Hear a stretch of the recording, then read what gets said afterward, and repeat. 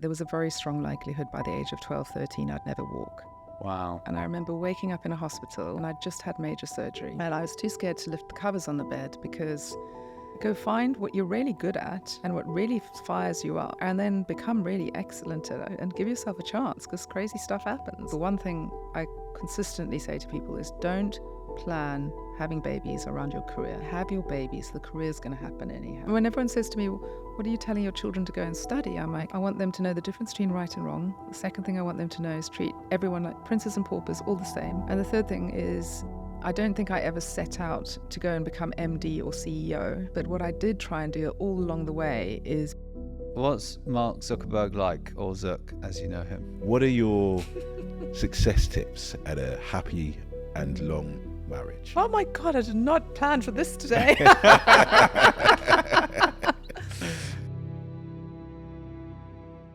Greetings, I'm Ashley Samuels Mackenzie, And I'm Charles Parkinson, and welcome to How I Became, where we unveil the unscripted journeys of inspirational figures. If you enjoy the show, could you do one thing? Subscribe. Wherever you are, just click the subscribe or follow button. That simple act can help us grow the podcast in a big way, and we need your support to do it. And if you really want to help play a part in our growth, rate us on Spotify or leave a review on Apple Podcasts. It would mean the world. Thank you. This episode is brought to you by Uber, shaping the future for consumers as they go anywhere and get anything. Advertising on Uber connects brands with hundreds of millions of people using Uber around the world in the moments that move them most. To learn more about what we can do for your brand, visit uber.com/advertising. Hi, this is Leigh Thomas on How I Became Vice President at Meta, now facing a new chapter. Facing adverse circumstances in early years that created the sparks of determination in a land that was going through growing pains that divided her home nation. Facing almost a full body cast, she had to learn how to take her first steps again. Then from steps to hops to leaps and bounds to under the illuminating lights of Ballet. Then from the front of stage to the boardroom, a switch of professional industry settings, to driving partnerships on global scales, reacting to the data that she was getting. It's not where you start, it's what you do to affect and make things better. Introducing Leigh Thomas, former VP of Global Partnerships at Meta. So beautiful. Welcome. Please can I keep a copy of that? Most definitely. So special. Thank you. There we go. That's your life in a poem. Very touched. Like I said earlier, I can't remember what I did as on the train coming over here. It's like, what did I do with my life? So thank you for the poem. Polite reminder. There you go. Poetic reminder. Very poetic. There we Beautiful. go. Thank Polite you. poetic reminder. Very And now we're going to delve into the story of how you did become former vice president at Meta and now into an exciting new chapter, which we'll go into. Yes. We'll go right back. Your story from the beginning is a very inspiring one. You were presented a big challenge in life from a very young age, and you managed to turn that around in a very inspiring way. Set the scene of where life began for us. It's lovely that you think it was inspiring. At the time, I think it felt very prosaic. I think my first memory, I was 5 years old, and I remember waking up in a hospital. Wow. And I remember seeing my parents at the other end of the bed, and they were both looking at me very concerned, and I'd just had major surgery. And I was too scared to lift the covers on the bed because from underneath my arms down to my toes, I was covered in plaster of Paris after a very serious operation for something called femoral anteversion, which fundamentally meant my femurs were growing skew. If my parents had allowed it to continue as it was, there was a very strong likelihood by the age of 12, 13, I'd never walk.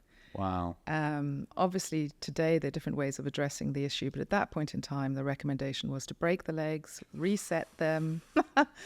I was in plaster of Paris for 3 months. So that's what they did. They broke your legs. Both my legs, yes. Wow. 5 years old. I do remember this very clearly. Was this do you say this is your first memory ever of being in that hospital bed? That's my first memory. I can't really Really? much recall before then. Wow. I just remember waking up and that sense of everything's changed.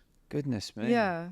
So And, your first memory is being literally from your toes to under your armpits Yeah. in plaster. Encased. Wow.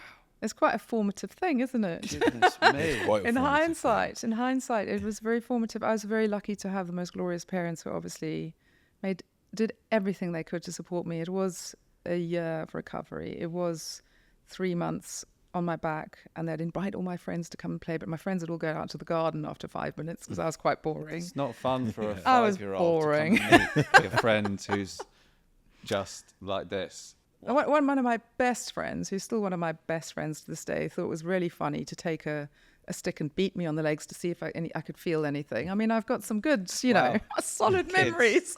He's still a Bizarre. very dear friend. He knows who he is if he ever listens to this. But no, I mean, I think 3 months like that, at quite a formative stage, despite all the love and support I was receiving, definitely shifted something. I think I definitely learned to read and write and draw, and storytelling became a really important part of my life, and finding sort of inner resources of creativity and adventure because I couldn't go out. I was in a wheelchair for probably another 3 months, and then on crutches for another 6 months. So I had a year of like being that kid. And this was just when you were 5 years old? I was 5 till 6. Do you remember the first time you got out and started to try these crutches? I don't remember that particularly. I remember being at the top of a slope and someone hadn't put the brake on the wheelchair, and I remember going down the slope, Oh, God. banging into something. There's some things I remember that were not very good, but I do remember a ballet class. So part of the rehab was the orthopedic surgeon suggested I go and try some ballet classes, because not only would it help build muscle in the legs, because I had no muscle left in my legs after a year, but it would also get the spine and the pelvis and the legs all working in alignment again, which was actually really good advice, right? Yeah, Brilliant. So I do remember going to my first ballet class and standing at the bar and this beautiful music playing and doing a plie and going, I feel like a princess and I feel like I can move and I'm in flow. And that physical ability, that moment of physical ability, which is, I think, underpinning your question, that was the moment I remember I can move. I'm back. It was Wow. very special. I've got a bit of goosebumps now Oh, bless thinking you. about it. That's what a transformation from being stuck in a cast Yeah. to, whatever that is. I Yeah. should know, but I don't. But just the image of you Yeah. being in a ballet class doing a plie, Yeah. that graceful movement Yeah. is just this one extreme to the other. Yeah, it was You must have felt transformative. amazing. But Yeah. back when you were in the cast and in bed and your friends are out playing, do you remember what you were feeling at the time as a 5-year-old? I remember feeling different and disabled. I remember thinking I was somehow lesser because of what was going on, and feeling left behind. And I don't take anything in life as like, let's have a pity party about it. Actually, that's really what formed my character, is this like sense of, okay, I am other, but that's okay. If I'm a little bit left behind, what can I do to find the space that I can play and operate in? So somewhere in that little girl, like, lots of good lessons were learned. I don't look back on that little girl and feel traumatized or like I have had a terrible life. I look at this little girl who had a really tough gig, and what I'm sure many of your guests have shown you over many podcasts is it's in those tough moments, the bouncing back, it's the grit, it's the creativity. All those lessons were learned very young, and so I think I love that little girl when I look back at her, because she did all right, She pulled it out of the bag and she got back on her legs, and And she was like, not only am I going to get back on my legs, but I'm going to do something special on my legs. And there's something in me that sort of found strength and power and crazy imaginings in that experience. So I don't feel sorry for her particularly. I think she did well. Amazing. I'm really proud of her. Yes. Totally. I've never told the story before. Can I just give you credit? Really? You've never told the story I know, before? not in Very the cool. steps, because Wow. people don't ask these questions, do they? Or take the time. So Well, we're going to Credit to find you. out where this story ventures to. 'Cause Yeah. the story's not over yet, people, with Oh. this ballet venture. But let's go back. So you grew up about 10 minutes away from Robben Island. What do you remember of South Africa at that time? whew, straight to the easy questions, right? It's a history lesson. I think that it is such a fascinating country, you know, and the people of Africa and South Africa in particular are just the most extraordinary human beings. But at that point in time, apartheid and towards the end of apartheid was a miraculous time. What is apartheid for people who don't know? Apartheid's such a terrible word, isn't it? But it's discrimination was a systemic way of discriminating against people of color. So the white population assumed primacy, and they assumed that everyone who's of a different colored skin, and there were multiple different types of different colored skin in terms of classification. Like We're talking about South Africa right now. South Africa was like, we had black, colored, I can't even remember some of the definitions, Indian, white, and then there was Afrikaans white and English white. And within each one of those was a different status system and a different level of political bias. And obviously only white people could vote at that point in time. So there are written laws in the constitution or whatever for Yes. those different groups. Glorious stuff. And as a little girl growing up, you know, there's so much that you really understand. But I think somewhere around 8 or 9, I started to get a sense of this is odd and different and not right. And I'm very grateful to my parents who, in a very deliberate sort of rebellion for the times, they put my sister and I in a convent. And it wasn't just the Irish nuns, it was the only multiracial schools in the country. What is a convent? So it's run by nuns. Wow, a Yes, school run they're by nuns. very, very robust education, I will say. Yeah. Very strict school, but very high standards and very inclusive school. So you say it's the only school in the whole of South Africa? Only the convents. The nuns managed to suggest that they were a foreign entity and therefore could have run their schools in their way. Wow. So they weren't subject to the laws of the country in the same way where they could... Somehow, I'm not quite sure how they did it legally, but somehow they got around it. And so we had kids of all shapes, colours and sizes in the school. And in the same classes? In the same classes, no discrimination at all. We had, in Khosi Africa, we learned the national anthem, which is now the national anthem. We knew the words to that song. It was huge acts of rebellion in these little convent schools. And what's the significance of that? Other people weren't allowed to sing that song? No, you wouldn't. It was all Afrikaans as a primary language. Right. That's what started the riots back in '68, because language is a really big moment of, like, people don't want to give up their language. And I think that's what actually brought down apartheid, aside from foreign boycotts. But as a little girl, I did grow up not knowing about what was happening on Robben Island, just 10 minutes away in a boat. Could you tell us what did happen on Robben Island? There were political prisoners. So this is a little island. Little island, quite different to your imaginings. I don't know if you've been. I don't know if haven't. you've been. No, not It's yet. definitely, you're going to go to Africa and you're going to go to Robben Island. It's one of those moments in your life where you leave changed. Wow. And the really heartrending part of it, if you go now, the people who take you, I took my kids in December, the people who take you around Robben Island are ex-prisoners. Wow. So they're alive and well and robust and young. You know, this is recent history we're talking. Wow. So they're ex-prisoners from Robben Island? From Robben Island. Wow. So these were men and women, primarily of colour, who dared to speak up against such injustice and speak up against apartheid. And they lived in terrible conditions. And it is an island, it's a working island. There's farmland and there's penguins and there's seaweed that they've had to mine and do all sorts of agricultural good.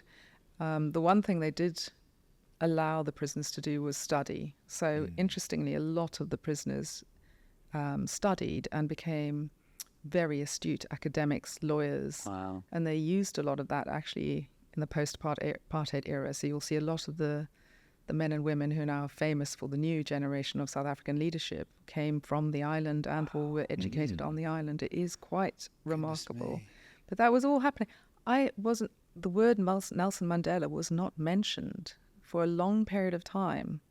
I remember when I was over here doing some Prix de Lausanne, some ballet competitions, I remember hearing his name and I was like, I'm not quite sure I know who he is. Really?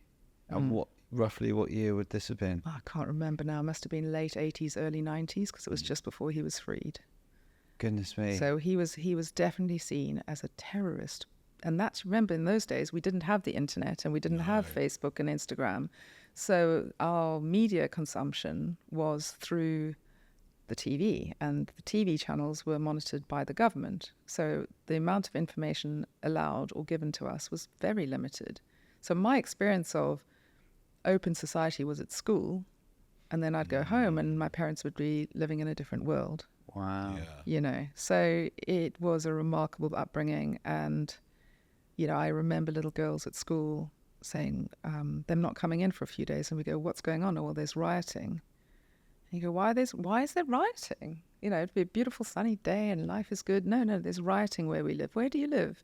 Because we never used to get invited to their parties and stuff at home because we weren't legally supposed to be socializing outside of our specific zones where we lived. Really? So I remember that point, I must have been 8 or 9, going, something's odd here. Why is my friend having to deal with people knocking on her door late at night and there being riots? And so, yeah, even as a child, you sort of started to recognize there were different things. Fortunately, I came, you know, the sort of end of apartheid came quite quickly around that time. I was never too caught up in a lot of it, but I've had a lot of friends of mine were involved with ANC, and a lot of friends were getting very political. And actually, the ballet world, I'm so proud to say, was part of that cultural revolution for sure.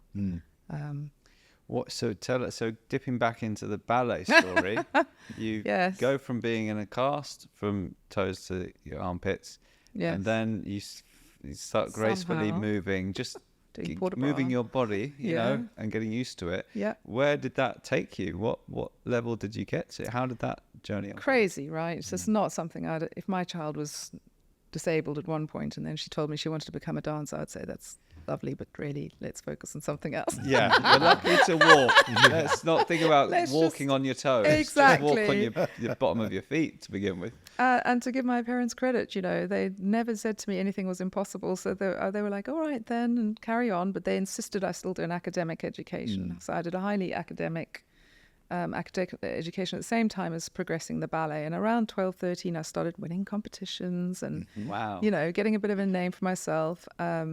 And I remember at 16, there's a major ballet competition. For anyone in the ballet world, they'll know this competition. It's called Prix de Lausanne. It's in Lausanne in Switzerland. And pretty much the best dancers in the world go there between the ages of about 15 and 18, and they all compete.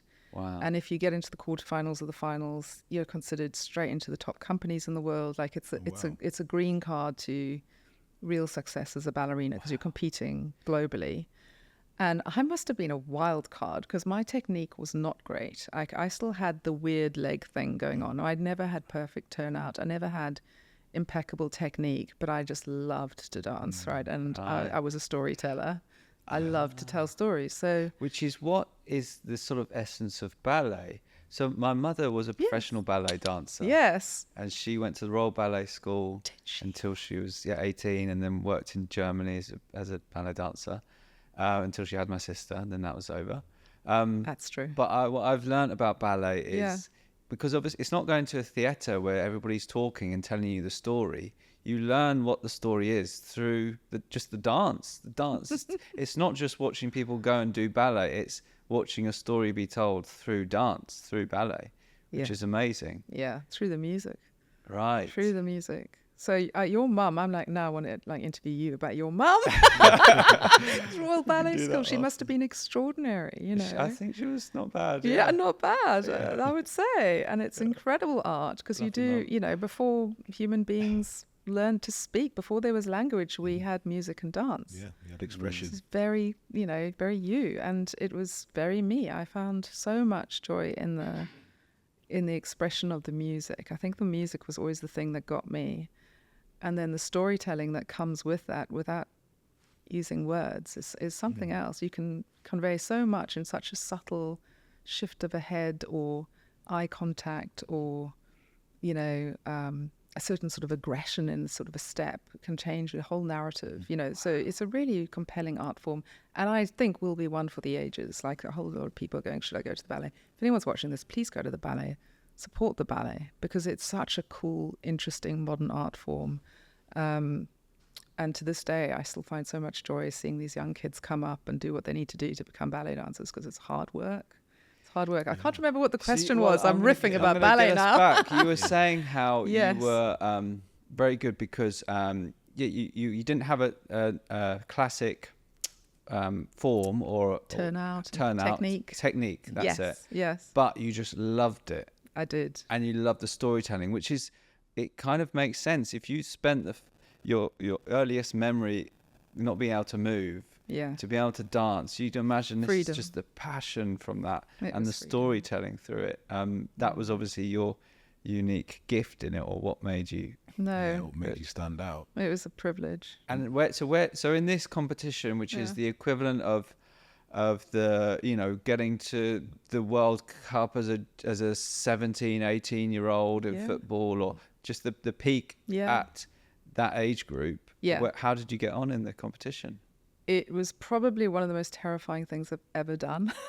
You stand at the bar and there's a few hundred of you who've actually got through all the different tests to get into the competition. You stand at the bar in Lausanne. So these are a few hundred of the top young ballet dancers in the world. Standing there at the bar before the music even starts. You've got a panel of the most extraordinary figures in the ballet world sitting there watching you. And then someone comes around and taps you. I don't think this is done anymore, but at the time, taps you on the shoulder if you've got the wrong body or the wrong thing or the something. And as you're doing class, not too, but too much of the thigh or too much of the not enough turnout. Wow. Quite extraordinary. But I managed to, as I said, I just don't know how it happened, but I managed to get quite far. I think I got down to the top 16. Oh, wow. Top 16 I know. in the world. I feel that way too. At the That's time, I was pretty like, hey, amazing. that's good. It was actually quite remarkable. And that sort of set me on a trajectory then for everyone to take it a bit more seriously, including my parents, including me. How old are you again at this point? I was 16 at this point, and I was supposed to go and study law imminently.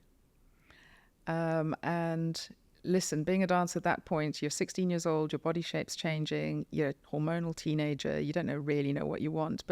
And everyone else is out partying and having fun and doing really cool stuff. And you know, I had to make a call, which is like, no, I'm going to commit to this thing. And I did.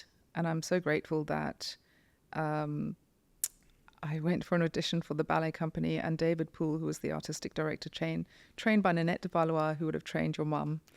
That's cool. He was our artistic director, and he immediately gave me a job when I was 18 years old. Interesting guy. I haven't seen this written anywhere, but I'm pretty sure he had to be reclassified in order to be leader of the artistic director of the ballet company in South Africa, because he had slightly darker skin. Really?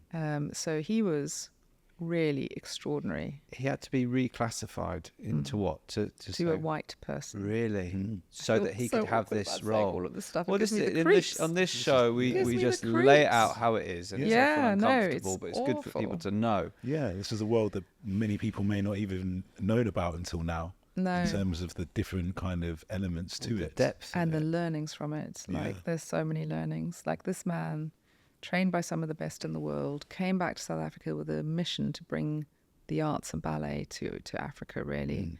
Ballet in particular. And he did some radical things. Like, there's still a legacy in South Africa called Dance for All, which has been run by some of the dancers I used to dance with, which is about bringing more kids into the ballet and making it more diverse and having kids with dreadlocks, being a prince. You know, who knew? It's beautiful.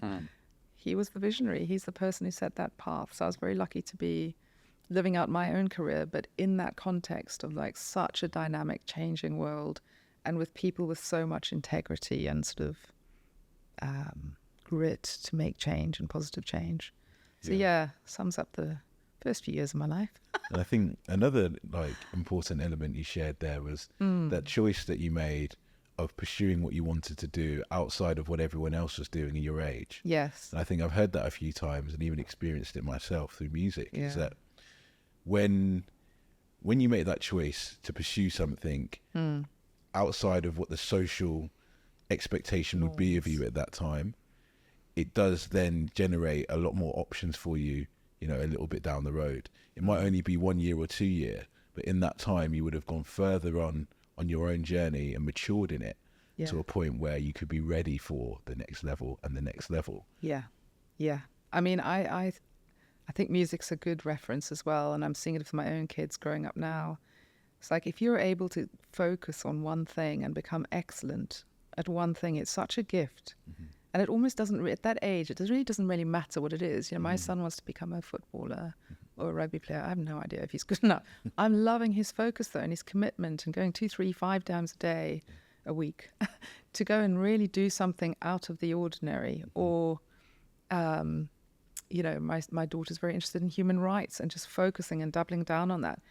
Does that matter where the path is in the end? No, but that focus, I've seen it in so many extraordinary people who sort of go, I know there's this noise over here where everyone's telling me I should play, but wouldn't it be interesting just to follow this path and explore it and go deep? And I do think I've also spoken to so many people, it was just a choice. I missed out on so many things. I mean, I still get teased to this day because I still can't drink. I couldn't smoke because I was too worried about physical fitness. You know, give me a few shots and I'm lying down. I'm just not a big party person because I missed all that. You know, But I'm you quite good at probably a party. dance. I can dance. You can dance. And I do That's like what- a party. It doesn't that's mean important. I just don't have the sort of real depth of experience that perhaps others of that age group have. Do I regret that? No. At the time, maybe I was a little bit of a geek at school and a bit odd. You know, but no, I'm really pleased that I took that path. And when I see and mentor other people coming up through industry going, my parents are saying this, the people at university are saying that, I'm like, go find what you really, you know, what you're really good at and what really fires you up, and then become really excellent at it, you know, and give yourself a chance because crazy stuff happens. Who would have thought I was going to be a dancer? Crazy idea. Totally. So At one point during your ballet career, I'm not sure if it was a country first, but certainly a controversial moment that you were part of, where you danced with someone of a different skin complexion. I did. How did this come about, and what were the What's the story? what's the What's story? the story? What's the story? Yeah, what happened from there? I mean, it's the genius of David Poole. I don't think I even noticed.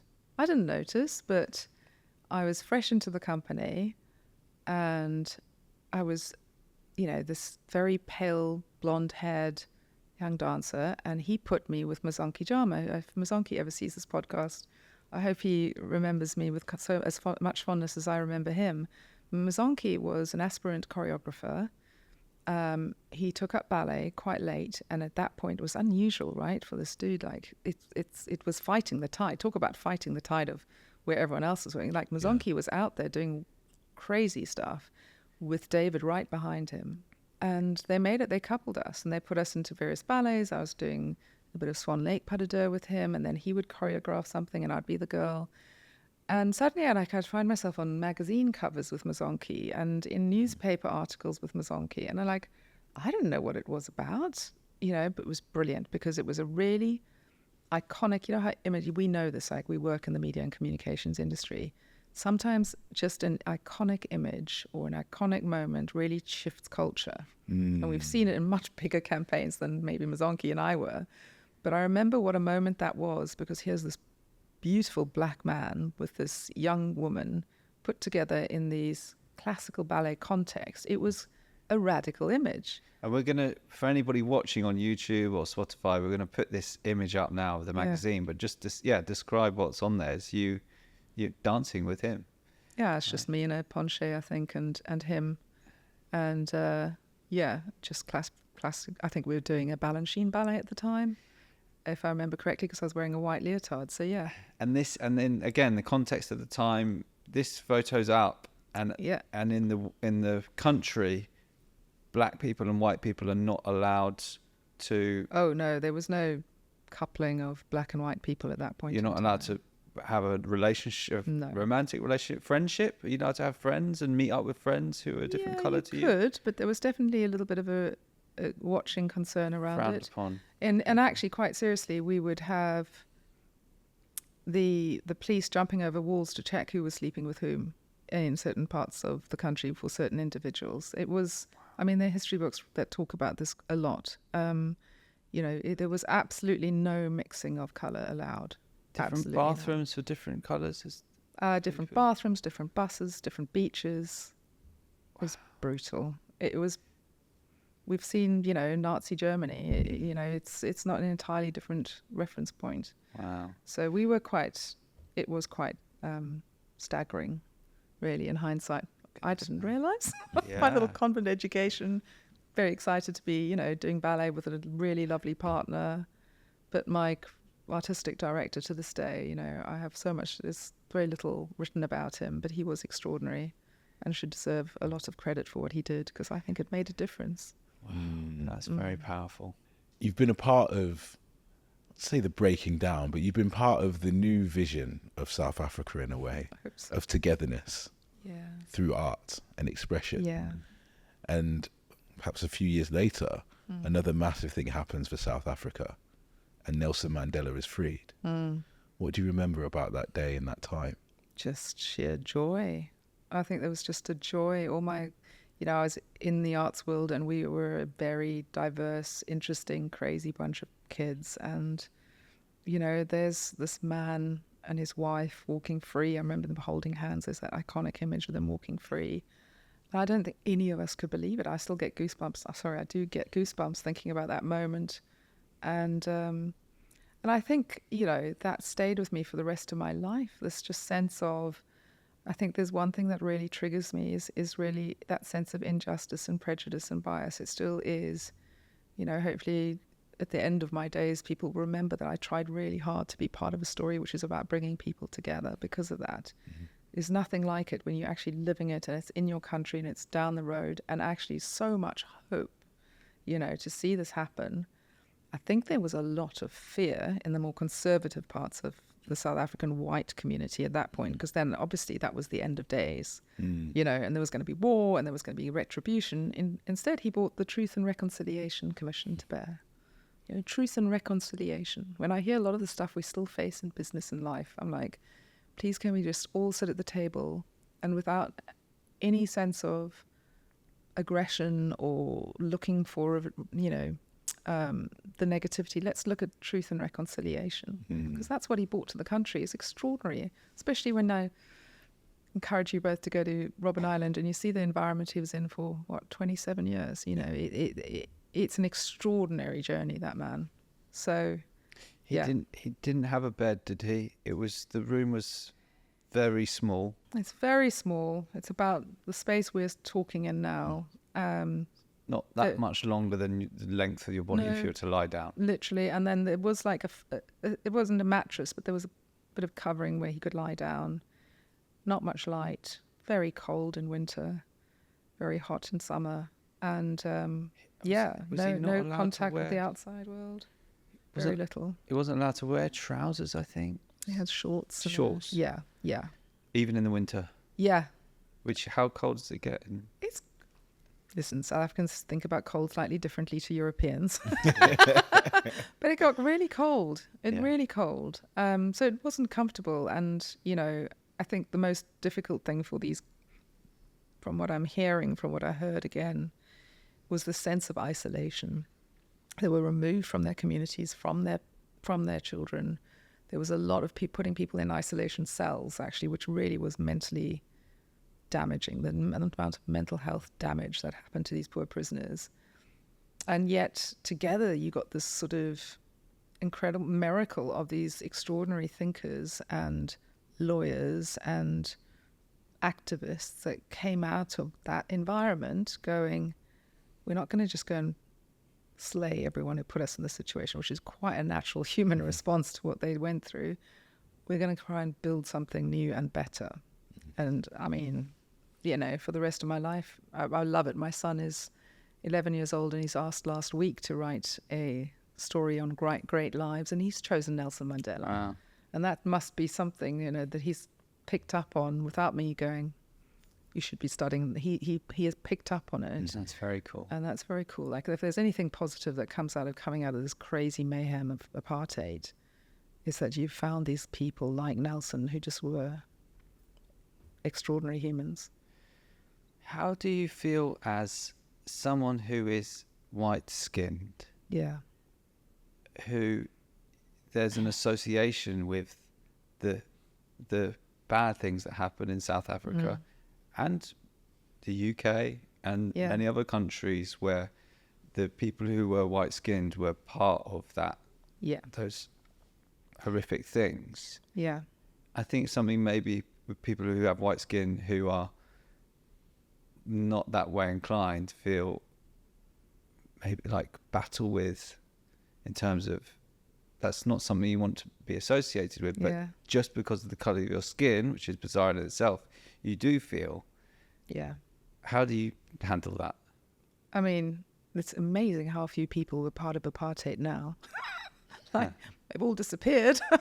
So somebody must have been instituting these systems of oppression. No, look, I mean, there is definitely generational guilt for white people who grew up in South Africa, for sure.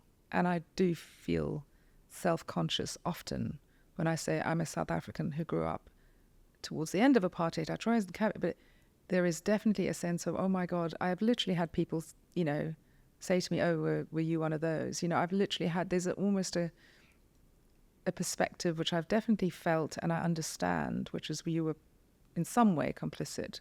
And actually living in South Africa, you probably were, you know, there was, you could say that about anyone who lived in Nazi Germany, like in some way you're complicit. But I've tried to use that to turn it into something positive rather than just that they're feeling, you know, confounded, embarrassed, shamed by it.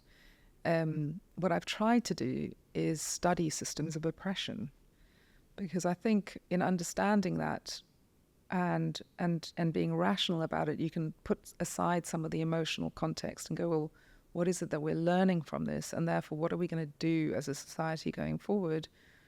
Because I observe that we're not very good at remembering things. You know, we keep making the same mistakes in society. So I've spent a lot of time, and I've had the privilege of working in this industry, in this country, where it's such an important part of leadership is inclusion, right? Like really getting close on what are the systems of oppression. Why were the Jews put into this bracket of the money people, and how has that affected them over the centuries? Why was slavery a thing? What were the economic levers behind it so I can understand it? Why was apartheid in South Africa what it was? Was that also economically helpful to a certain group of people who then made more money from it? Often it comes down to money and economics and business. And so I've tried to make myself a study of it on an intellectual level, on a human level. The one thing I would say, and it's a very uncomfortable thing to say, is all of us have some sort of bias. And I've sat with really senior leaders in business and said this, and unlike both of you sitting there nodding along with me, they go, no, I don't have bias. I don't have any bias. I'm only merit-based. And you go, okay, so then let's look at the statistics of the people in your company who are leading. Okay, so how is that coincidentally usually a certain type of person with a certain type of characteristics? Why is that? Oh, it's merit. Okay, let's go back again and ask some questions around what's really going on here, because that can't be the same pattern in every business and every government institution I walk into. It's like coincidence. Bias is real. We all suffer from it. You know, checking your bias, checking your privilege every day is a daily meditation. I'm sure every day I go, oh my God, did I really think that? Was that biased? just holding myself for account and being honest about saying, actually, there's still bias in my makeup, because human beings do that. It's our shorthand for navigating the world. So I'm very conscious of it, and I don't pretend it's an easy subject or one where there's a flip response. It's very nuanced, but I really care about the subject matter that I hope in some way, shape or form has positively affected at least one life of someone around me. Just being conscious. Absolutely. And as you mentioned earlier, this is our recent human history. It's very recent that we've been through these really horrific times. Still very much going through them, it aren't we? It doesn't disappear overnight, No. you know? No. Yeah. Thank you for sharing. So 25 years old, you make a big decision in life. Yes. You found this passion of dancing after not being able to walk. You get to extremely high level, part of very positive change through it as well. Yeah. And then you decide to give it all up. Yes. Why? Crazy girl. There's something in me which is life is short. I'm genuinely one of those people who looks at life and goes, it's really short. And I'm not one of those people who can just flounder along and hope for the best. You know, I like to make decisions about where I spend my time and how I spend my time. And I became very curious in my 20s around life beyond ballet. And I was doing this 6 days a week, 12 hours a day. It was a proper job. I remember people going, is that a proper job, ballet? And I'm like, yes. But I was very, blessed to have a very lovely group of friends, including my boyfriend who was studying his MBA at the time. And I was fascinated by his subject matter. Oh. And so I was reading all his books and articles, and I was fascinated, like intellectually, like there was this whole other world that I hadn't explored. And then because I'm intellectually greedy, I was like, I want to learn some of this stuff. And my friends to this day still remember me before ballet class stretching and reading the business pages because I became interested. I was like, this business thing. You're like, stretching away. Like, okay. Let's read the newspaper. EBITDA, what does that mean? Okay. Yeah, what is that EBITDA thing? Why is that business succeeding and that one not? And, what does consumer confidence mean really, and investing? And so I had a conversation with my parents, and I said to them, I'd like to make the transition to business. How on earth can I do it now?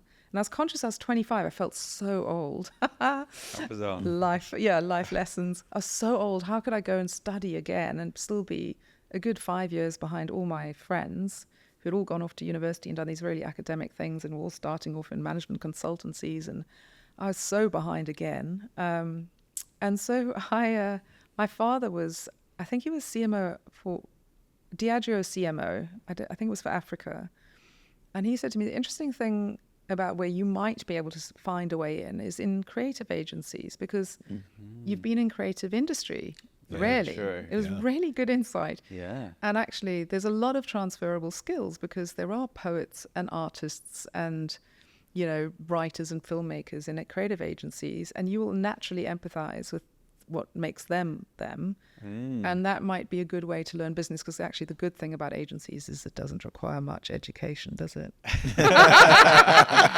No. Big secret. Big secret. You don't need an MBA to go into an agency. It helps, but it doesn't necessarily make you good at creative you don't business. even need a degree, although that's changing now. Some will put that on the requirements, but you don't. No. And also that's highly exclusive, you know. So, so I talked to my dad, and he said to me, here are the 5 top agencies in South Africa, go and knock on doors and over to you, because they were very good at that point, like, over to you. Nice. And I was like, okay. So I went around and Literally walk up to the door and... Literally emailed HR. Okay. Emailed anyone I knew in these agencies. I said, can I please have advice? I'm thinking about a career shift. Would you be so kind? And you're this professional ballet dancer at this point. Yeah. And they're like, why? And this one extraordinary woman, and I wish I remembered her name because I'm forever grateful to her. She said, look, I've got a 3-month contract to come and do filing, because I've got all sorts of files. Those are the days we had files. And you can be my EA, but it's a temporary position. And can you type? And I remember going, I haven't a clue how to type. No. All right. She said, okay, you've been honest. She said, fine. You're going to learn to type quickly. You're going to get on top of everything. There's no space for you. You can sit out in the corridor, and we'll give you 3 months trial. bless her. So, Wow. I went in there and I did the jobs no one else would do. Wow. I was happy to do anything. I was there on weekends. I was so excited, reading all the contact reports. So you'd stopped Threw myself. ballet by this point. Retired from ballet. I went to Whoa. the ballet company. I said I gave them a month's notice. I was very relieved not to go and get weighed that month because they used to weigh you on a monthly basis. Wow. It's like, oh, thank God What was I your don't. weight? What were they? I think I was about 55, which is significantly off where I am now. I can tell you for free. I think I was about 55 and I had to Wow. maintain that weight because it 55 was the same kilograms. weight that I was when I was 18. But no, I was relieved not to be. I'd like to have a meal again and drink some wine and do all those lovely things. So very happily resigned, gave it a month, did my last performance, which was Nutcracker, which is my least favorite ballet of all time because it's, if you're dancing, you do it every year. It's just really not great. Okay. So that was my last ballet. Next month, I went in, got myself a little suit.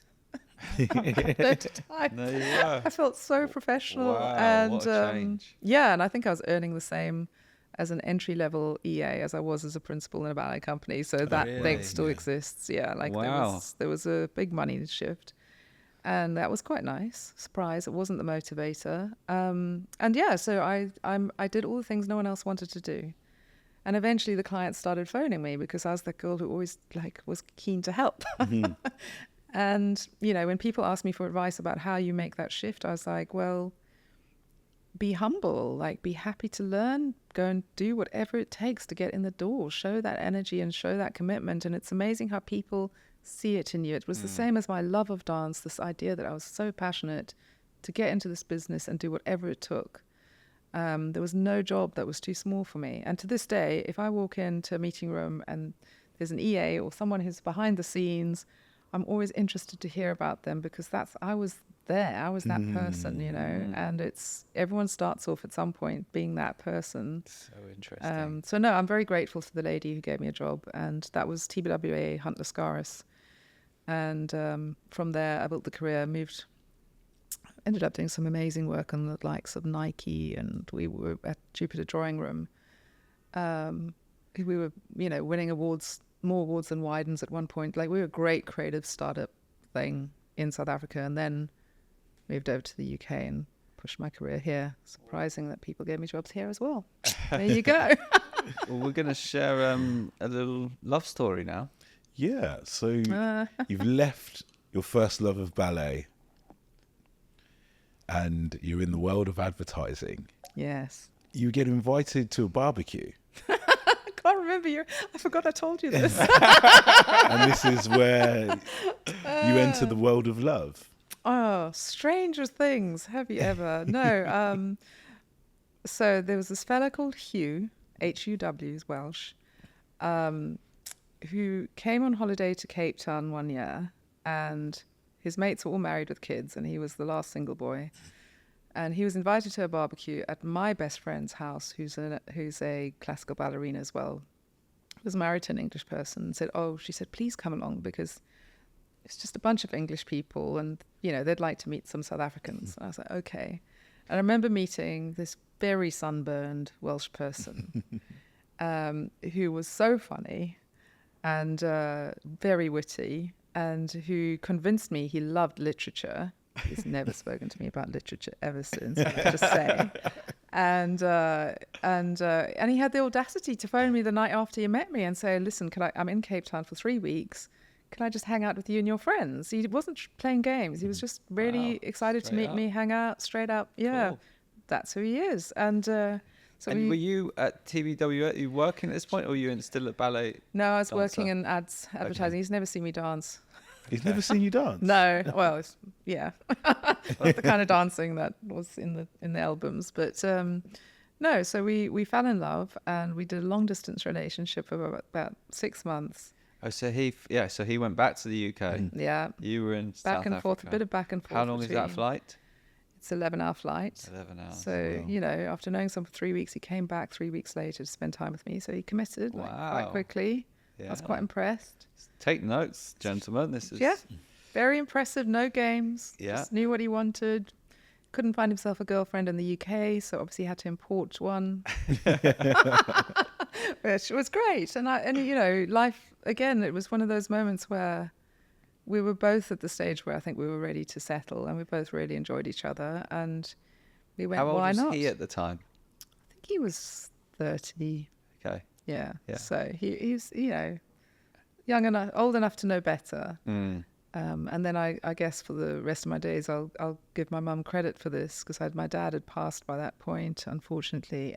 So she was on her own, and we were very close because I was there for her and da-da. And I said to her, listen, I've met this guy, and I would really like to go and live in the UK for a while and just try it out and try out the relationship, and I'd see what it's like on a different stage. And I said, but if you're unhappy about it, I'll definitely stay in Cape Town, because my priority will always be family. And she just said to me, I talked to her about this recently, and she doesn't remember saying it to me, but it was so profoundly important in my life. She said to me, you can always come back. Go. And she gave me wings, Wow. basically. Go, do what you need to do, but know that you can always come back. And I think that's a really lovely, liberating idea to have in life, isn't it? It's just like, go try new things, go and experiment, and you can always go back and do. Totally. And then 21 years later, Yes. you're still married to Hugh. Still married. What are your success tips at a happy and long marriage? Oh my God, I did not plan for this today. Listen, I'm a big believer in compounding. I don't know if you know the concept from finance, which is and investing, which is you put a little aside every day, and that over time becomes wealth, right? And I think it's true in relationships as well. Like, I think it's the small moments of love and laughter and little memories of everyone sitting around a table on a Sunday laughing out loud because something good has happened. I think that's compounding. And I think the secret to life is just compounding as many of those little joyful moments as possible. And then there will be moments where everything goes horribly wrong, Every relationship has terrible moments, but you've got enough compound interest there to keep building. And so after 21 years, we have compounded a glorious life together with 2 beautiful kids and ups and downs. And, the compound interest is tremendous. Like, he has gifted me so many things that I will be embarrassed to say on a podcast. Just like the kindnesses and the generosity and the support in the difficult times, and always believing in me and telling me when I'm not getting it right, That's what good relationships are, I think, and especially in a marriage. It's a compounding thing. The longer you're together, the more valuable that becomes, I think. So I don't know if that helps. Love that. Yeah. That's great analogy. I've never heard it in the term of relationships, but No, it makes so much sense. it does, doesn't it? It's just Yeah. little things over time. Stick with it. Yeah, love it. Amen. And you mentioned your 2 children there. Yeah. Got a question around that. Yeah. I thought we were going to talk about data today, boys. No, it's all about you. The data review. Okay. My beautiful children. Oh. Around 2004 was when you first became pregnant, Yes. your first child. Where were you when this happened, and how did it affect your work? Falling pregnant bit or the giving birth? Falling pregnant bit first. Okay. Just get clear. No, my beautiful girl Cameron was born in 2005, and I was at Low, and I was leading the Tesco business at the time, so very retail heavy, intensive, brilliant account. We won so many awards on that account, and no, it was one of those where my husband and I both went, do you think we should try for a baby? And that's such an impossible decision to make, isn't it? So, that was weird and wonderful question to be asking each other. And I was never one of those women who particularly wanted the white wedding and the children. Somehow that wasn't the most compelling thing for me. And yet, because we were really happy in our compounding relationship, it seemed like a natural thing to try. So 3 months after we went off the pill, I was pregnant, and I only knew that because I wanted a burger so badly. So years of eating healthy, I was like, no, I'm going to have a burger. And I was like, something's wrong with me. That's an interesting Yes. thing, So, and I had my glorious little girl, beautiful blonde child. She's now finishing school, actually. She's a gorgeous young woman. And then a few years later, we struggled actually. And then we had a second, which is my little boy, Graydon, who's 11 and, also just a character. So no, I was very lucky. They both came along. I'd say I was somewhat lucky in how that all went. But I remember sitting down and I was interviewing some guy and he said to me, "Why has your career slowed down in the last 5 years?" And I went, and I was absolutely stymied. I was like, "I'm interviewing you for a job. Like, how did this Yeah, how did this happen? Where did this come from? I absolutely stopped in my tracks. But the reality is, over that period of 5 to 7 years, I was a new mum.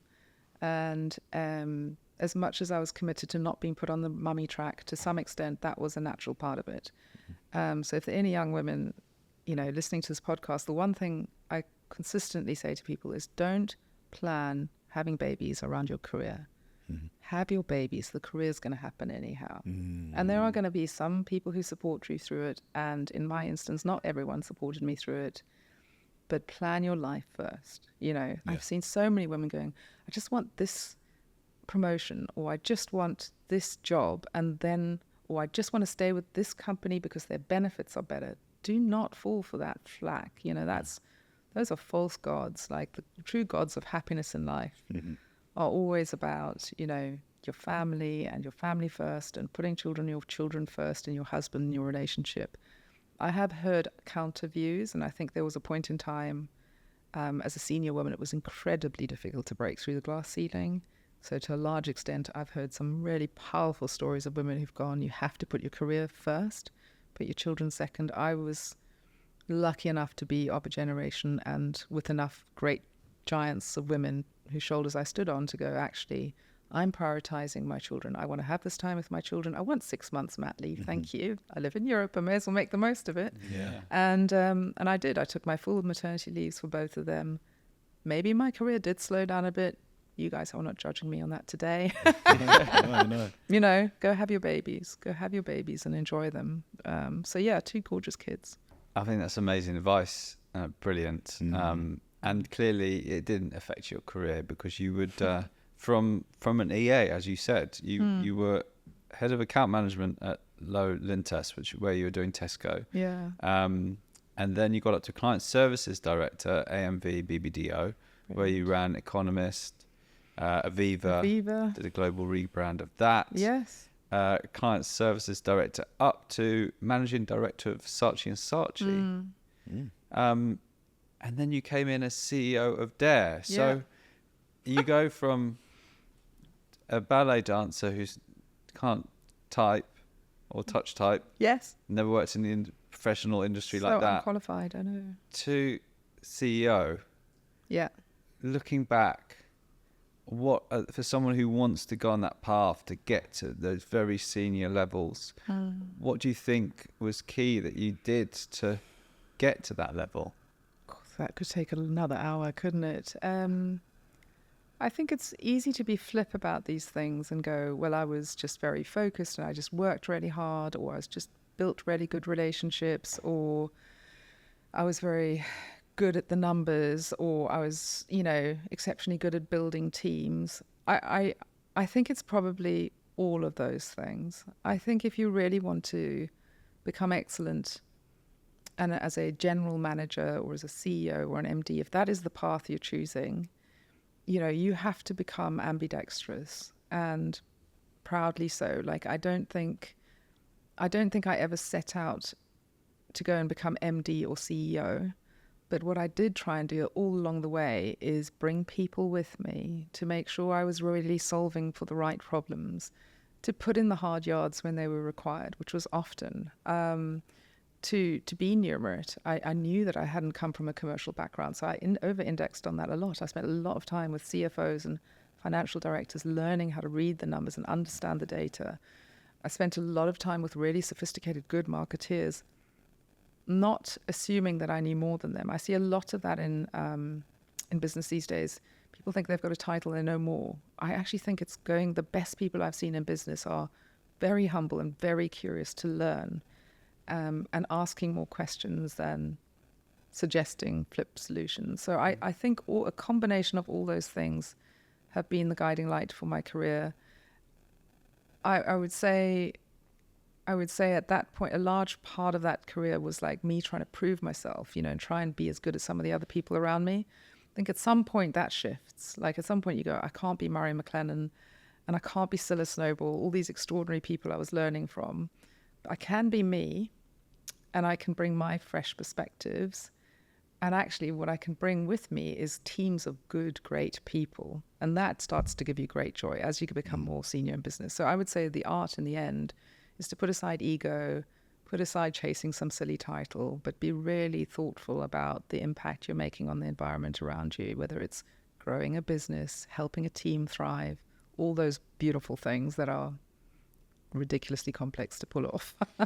When you say what I can do is bring a great team of people with me, what do you mean by that?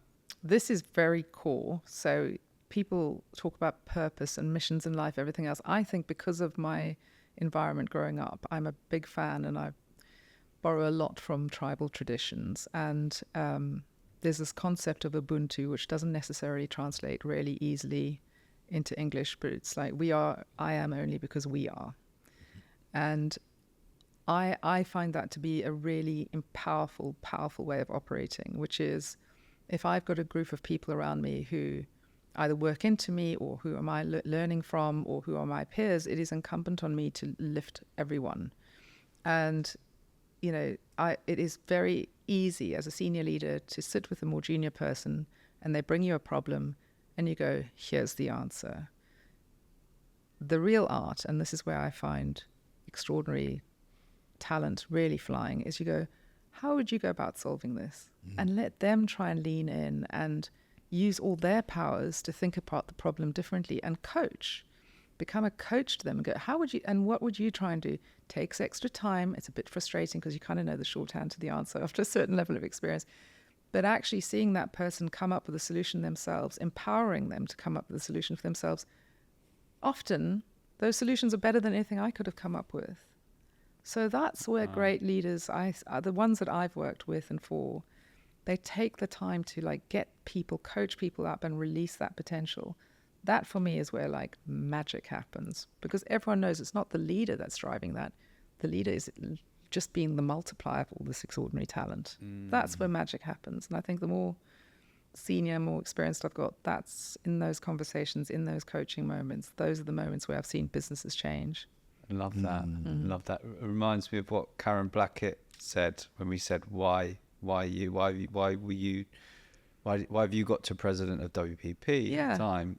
She said, I'm what are you great at? I said, I'm a performance coach. I bring performance out of these people. It's a very I love being in the same room as Karen Blackett, let alone having the same philosophies. I think that's true of her as well. You can see it. So as I said, you get asked to be CEO of Dare. Yes. And just give some context of what Dare is, and then how did you approach your first CEO role? What was your way of handling going into a very senior role that you hadn't done before? I mean, up until then, I would say I was in the sort of heyday of agencies where everything was up and to the right. And what period would this have been? Years? Oh, God, this is, 2013 you started at Dare. Thank you. I was very enthralled by Dare because Dare was such an interesting proposition. It was the brainchild of Mark Collier and John Bartle, who are both the BBH greats, who then broke away to create this digital agency called Dare. So BBH, for anyone who's not in advertising, one of the most successful, well-known advertising agencies and just very highly regarded. Just one of the best. And so these two of the founders started this company, Dare. Yeah.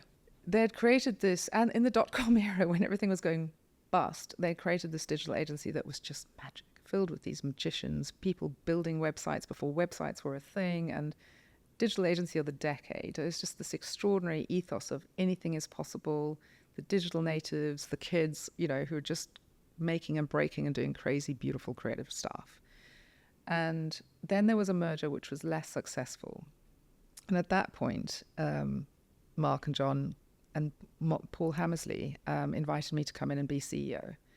And I remember thinking at the time, how do I even know that I'm a CEO? This is a big problem. How the hell am I going to be a CEO? What is a CEO? Right. And I took comfort in knowing I had three of the most extraordinary leaders with my back, all three of them are the kindest, most respectful, decent human beings you'll ever meet. Probably won't come on the podcast because none of them are particularly out there talking about themselves, but extraordinary leaders who had the benefit of learning from. So A, I felt reassured on that. B, I thought the core proposition was absolutely excellent because that company was brimful of the most extraordinary talent. People of day, I hope that if anyone's watching this podcast, I believe that to be true today. Just some of the most extraordinary talent I've ever worked with. And then 3, there was a very strong client base. It was FTSE 500, FTSE 100. It was the Barclays. It was the Nikes. It was the, really strong client base. So all the core components were there, but there was a big problem. Like it had done this merger. It was a bit scarred. The numbers were a bit off, and we were an independent private equity backed. So I had Mill Road Capital as our private equity backer, and disarray is perhaps where I found it when I came in. So, I always think about transformation journeys. You have to understand, then you identify what you need to do, and then you iterate. I like a good framework, and that's what I went about doing. I spent a long time, I think it was nearly 3 months, just listening to every single individual in a company. I would like, what's working, what's not, what's the opportunity, really digging deep to understand the company. People in the company know. I mean, how many times have you sat in companies and people have gone, do you know what the problem is? Everyone can put up their hands and go, have you told anyone what the problem is? No one puts up their hands. Haven't been asked. Haven't been asked. Maybe there's power structures that get in the way. So just spent time asking the teams, and I learned so much, and they gifted me the answers. Went around, did the same thing with the clients. So actually the basis of the understand part of it was beautiful. We did then reposition ourselves purely in digital because I think we were trying to be everything to everyone at that point, depositioned ourselves. And then we had to go through a process we went through quite high growth for a while, and then it stalled. We lost one big account, classic agency difficulties, independent agency, slightly not winning against the consultancies at that time, slightly coming second to the global companies where there was more of a roster approach, particularly for the big clients. So we had to do something different. And at that point, we sold the agency to Oliver, which is this extraordinary on-site agency. If somebody's listening and they're thinking about whether they should sell their agency or not, or sell their company or not, any advice on how to make, because you had to go through that decision-making process of should we sell or should we not? Yeah. Any advice on how to make that decision? I'm a big fan of a guy called David Snowden, who might be interested to anyone watching, and he does a lot of research on transformation journeys of businesses. He's done some stuff with the EU Scientific and Knowledge Institute. He's ex-IBM, super brilliant man. He's done a lot of research, and I'd say read some of that research because what I think he's very good at, it's a good Welsh word, he talks about this concept of cynefin, which is understanding context. And I think everything's about context. You can have the right business at the wrong time and nothing will happen. You can have the wrong business at the right time and do great things. If you've got anything to do with AI these days, everyone thinks you're magic. It may not be the case. But cynefin is a sort of a really careful framework for understanding context and helping identify. I love this mic. That's good. Helping identify, what problems the business is facing and how much of it is urgent that needs to be solved today. How much can you afford to leave for a while longer? And then that can help you decide on the sale. The broader context is obviously what's going on in business right now, private equity, venture capital is at premium. So is this the right time? What can you do in the meantime? Everything's about understanding the context in which your business is operating. And until you can actually lay that out and map it out properly, I think you're at risk of doing something careless. And the environment at the moment, I am super curious about because, having sat at Meta for 8 years now, it's almost like being an inside trader in terms of the breadth and depth of businesses you see across. Yeah. I do think there's an underestimation of the fundamental change in business because of technology. There's another great economist. He's actually a technologist, and there's an emerging economic theory which I would refer to anyone who's thinking about business more broadly, not even just startups and people trying to sell business. It's called The Price of Tomorrow. He's written a book called The Price of Tomorrow. And what I find fascinating about that is there's been so much technological change. You've got governments who have so much debt. The only way they can deal with that debt is devaluing currencies.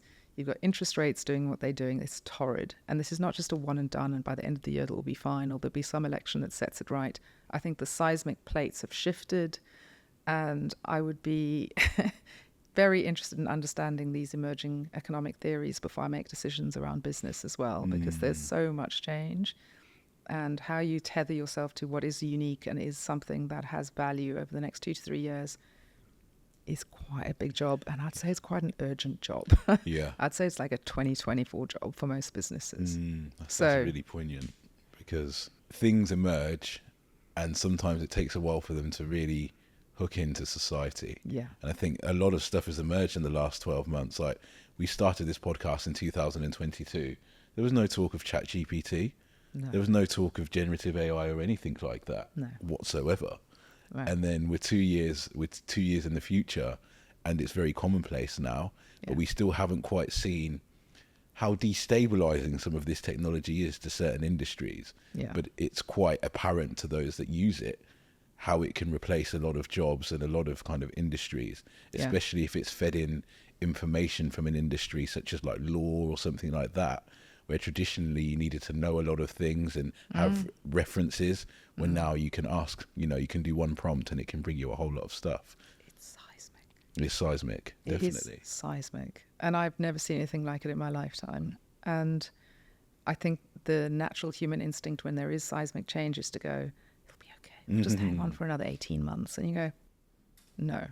It's changed. It's changed fundamentally. Understand it. Lean into understanding it. Go and be curious and go ask questions. Pretending it's not happening, or somehow creative industry is immune because we're creative, or that we understand AI because we've been on ChatGPT a few times, that's not enough. Go do the work, because this is a new landscape we're working in, and I hate to use the word, but it is unprecedented. So yes, I don't mean to be alarmist, but on the other hand, I think there's an urgency. You've got to be a realist as well. You've got to be faced up to the facts of what's actually happening. Yeah. And see how you can utilize that to better your fortunes, to better your futures.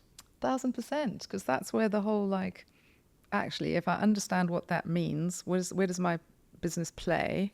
Who can I collaborate with is often the answer. I'm always amazed the lack of collaboration. I see, I've forgotten his name, the CEO of Microsoft, Satya Nadella. He's awesome because he collaborates. He's all over ChatGPT, but he's building his own at the same time. Plus he's in, that is what future-proofing business looks like. You go at it and you partner and you think big and you play big.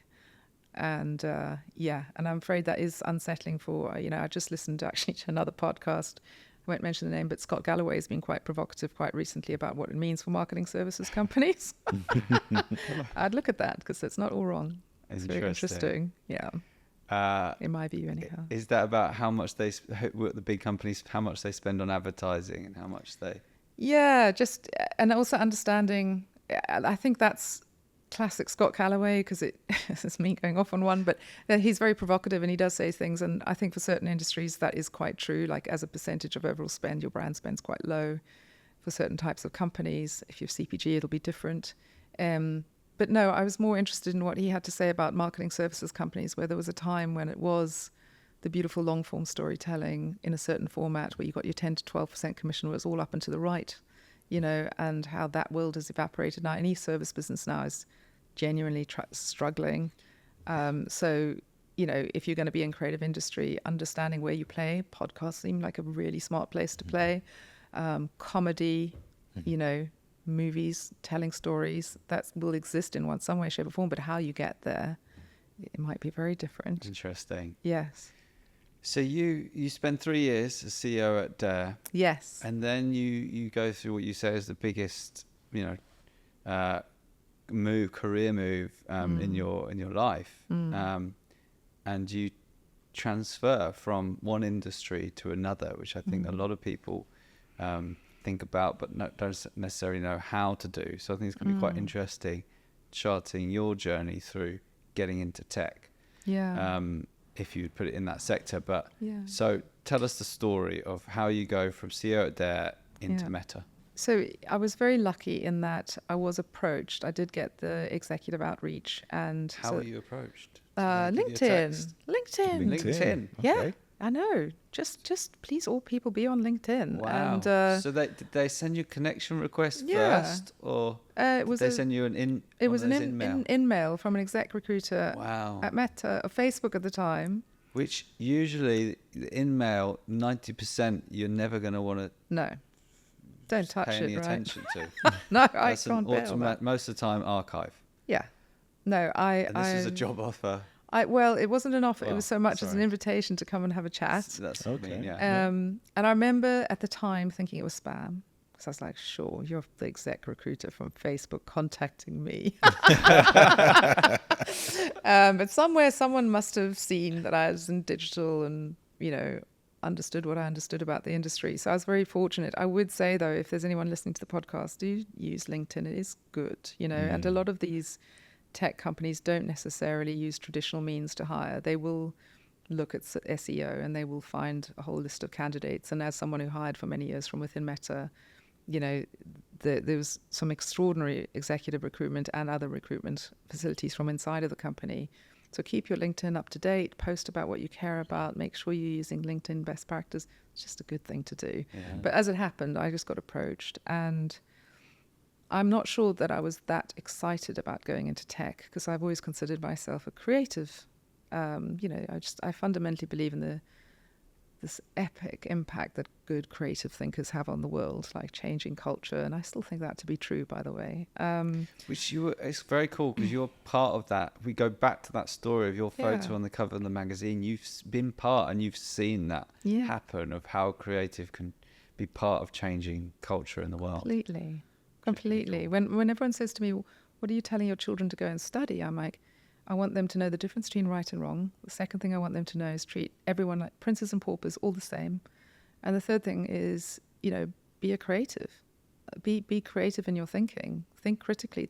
Change paradigms. That's what good creative thinkers do. So yeah, I'm religious on the subject of creativity, even after 8 years in tech.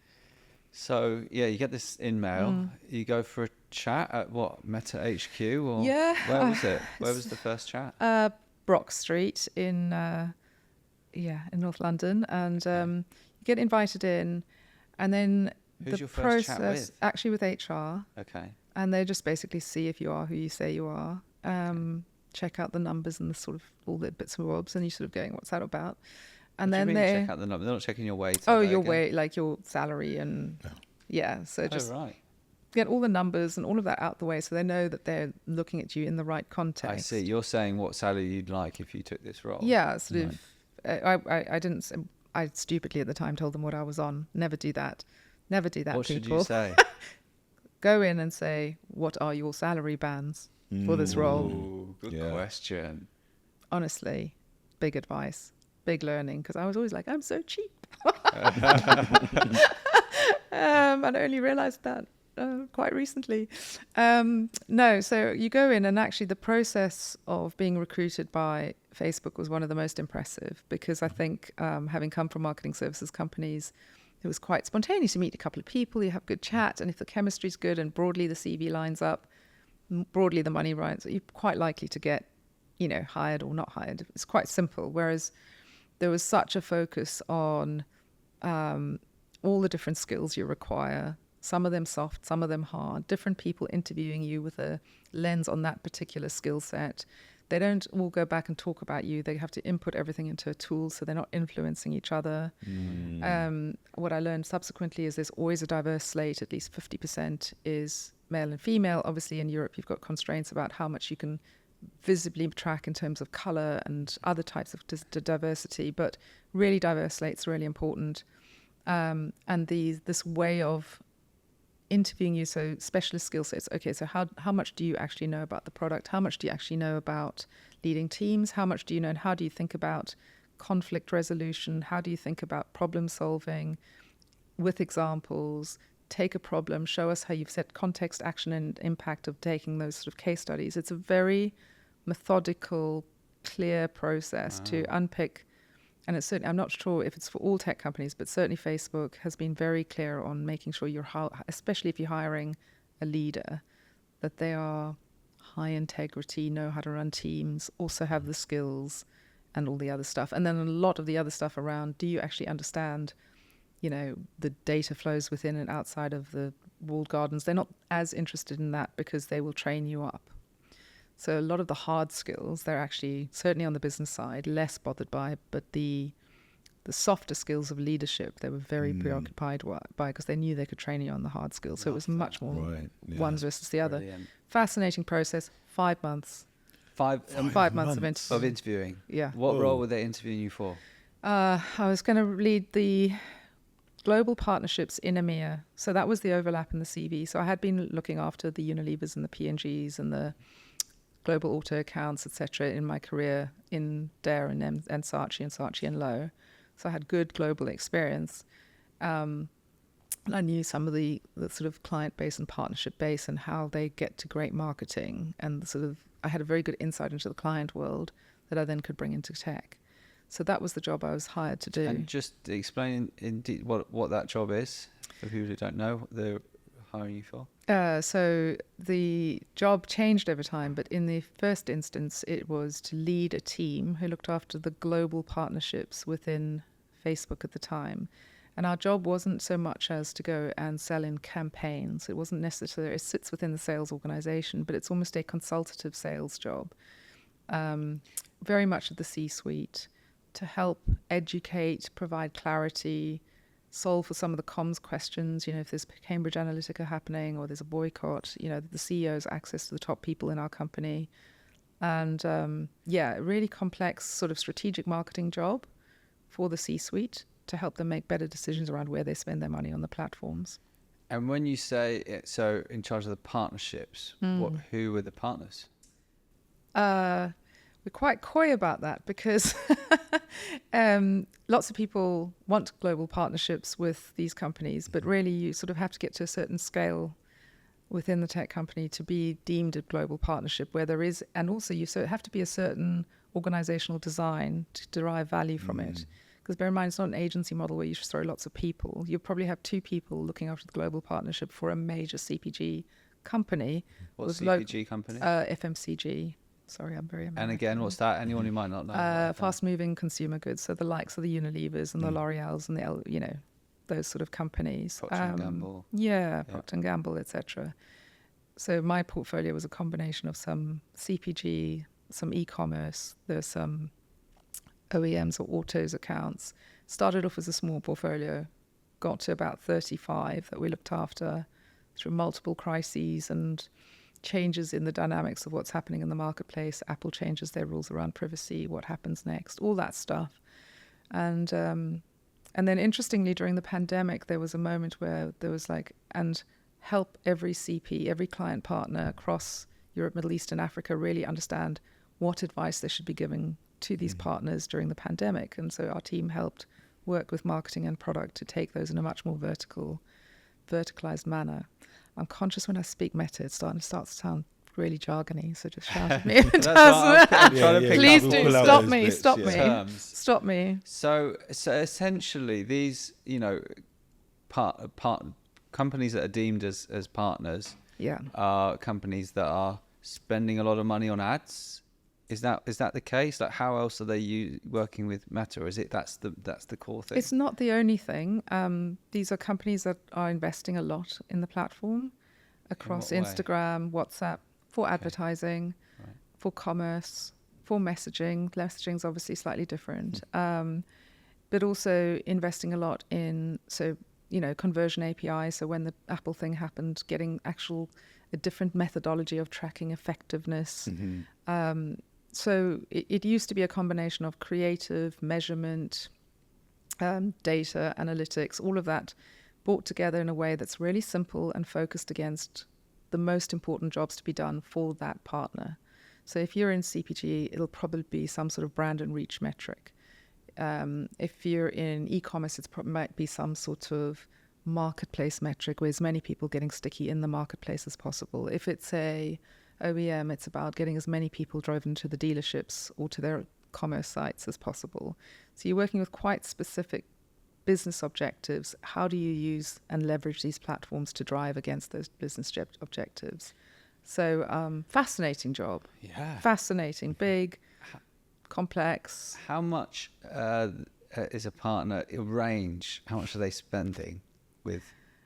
I'm not sure I would feel comfortable saying. Okay. It's a significant amount. Okay. A significant amount. Just that, if you the performance, the actual performance of the product of Facebook, Instagram, WhatsApp, all these different, and then obviously the innovation that's happening through things like Reels and Stories and whatever.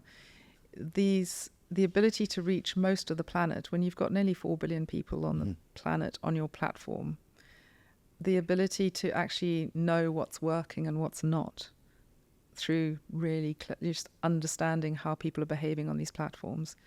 It's most extraordinary product of all time, and I'm sure Google can say the same. There's a few companies that can say the same. It's the most extraordinary product for opening the aperture, bringing in big audiences, and converting them to real business outcomes.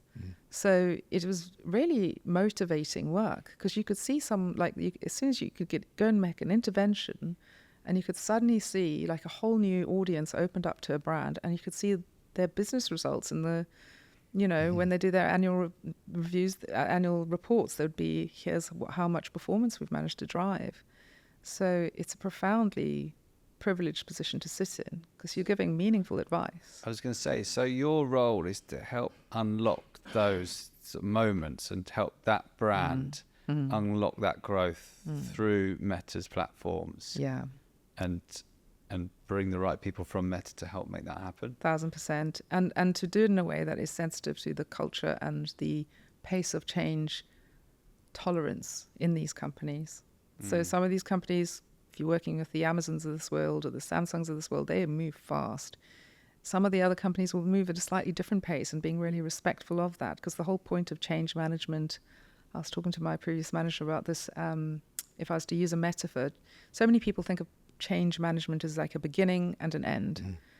But I think everything in business these days is managing change, because the velocity of change is extreme. So it's how do you take this healthy organism, say it's a brand, and infuse it with new energy and better blood cells and a plant-based diet and enough sun and enough exercise, so the whole organism gets better without it feeling like an intervention that you just go in and do some damage and sell something to a company. It's actually how do you make the company as an organism grow and become better. And I think that's, when we did it well, that's what was happening with our very small and mighty team.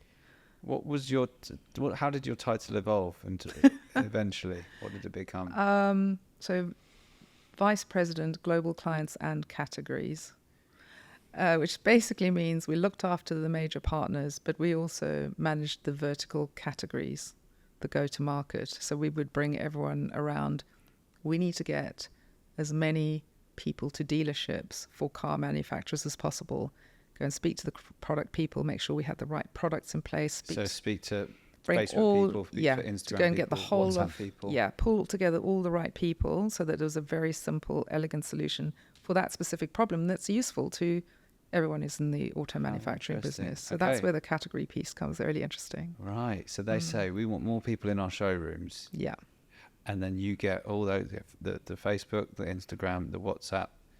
How can we achieve this together? So it's like an enterprise sales job, I think is the language they use.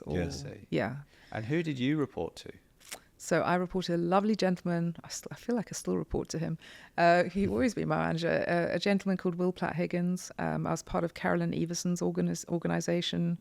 And who are these people in their significance with Meta and the Facebook story? Just really the cream of the cream in the business side. So there's the engineering side of Meta, and then there's the business side. I would say under Cheryl, the business side was very focused on these global partnerships. So it was very much her brainchild, because I think there were some moments in the history of the company where a company, I think just pre-IPO, General Motors came out and said ads on Facebook don't work, and that changed the shape of our IPO. So you need these global partners to understand, to buy into, to feel supported. So Cheryl's vision within the business group was to have this global team that oversees these enterprise partnerships to a large extent. Sorry, carry on. No, go. How long has she been with the company? Oh, Cheryl's been there, I would say 15 years. She only left last year. So wow. Was it last year? Yeah. So she was almost from the start. She was a great partner to Zach, who at the time I think was 19 or 20 when he brought her in, and she had been running Google ads at that point, so she had a good sense. She'd been in government. She was like, wow. She's a mensch, but she's also a brilliant businesswoman. So they were a very good foil for each other. And when you say Zuck, to everybody else who hasn't, my mate, this is Mark Zuckerberg, founder and CEO of Meta, or founder? CEO. Yeah. And then the other gentleman you mentioned. Who did I mention? Will Platt-Higgins was my manager. Yeah. Okay. Yes, so he was based in New York and ran the global team for many years, 10 years. He's Built it from nothing. Engineering side. No, also on the business side. Okay. So we were all business side. Right. Nicola Mendelsohn, who's still there. So just a constellation of extraordinary leaders who understood big clients, understood big problems, and had the heft and the influence to bring big strategic solutions to them. In a way that I hope our legacy has been that a lot of these global partners in the C-suite will still speak highly of our team because, there was a real sort of toe-to-toe. We would learn a lot from the global partners, and they would be bringing us big challenging briefs and opportunity discussions, everything from what are you doing about Trump on the platforms, what's happened with Cambridge Analytica to help us in this world of post, iOS 14 where we can't actually track what's working. So fantastically privileged job. Crazy job. What's Mark Zuckerberg like, or Zuck, as you know him? Yes, I'm such a fan.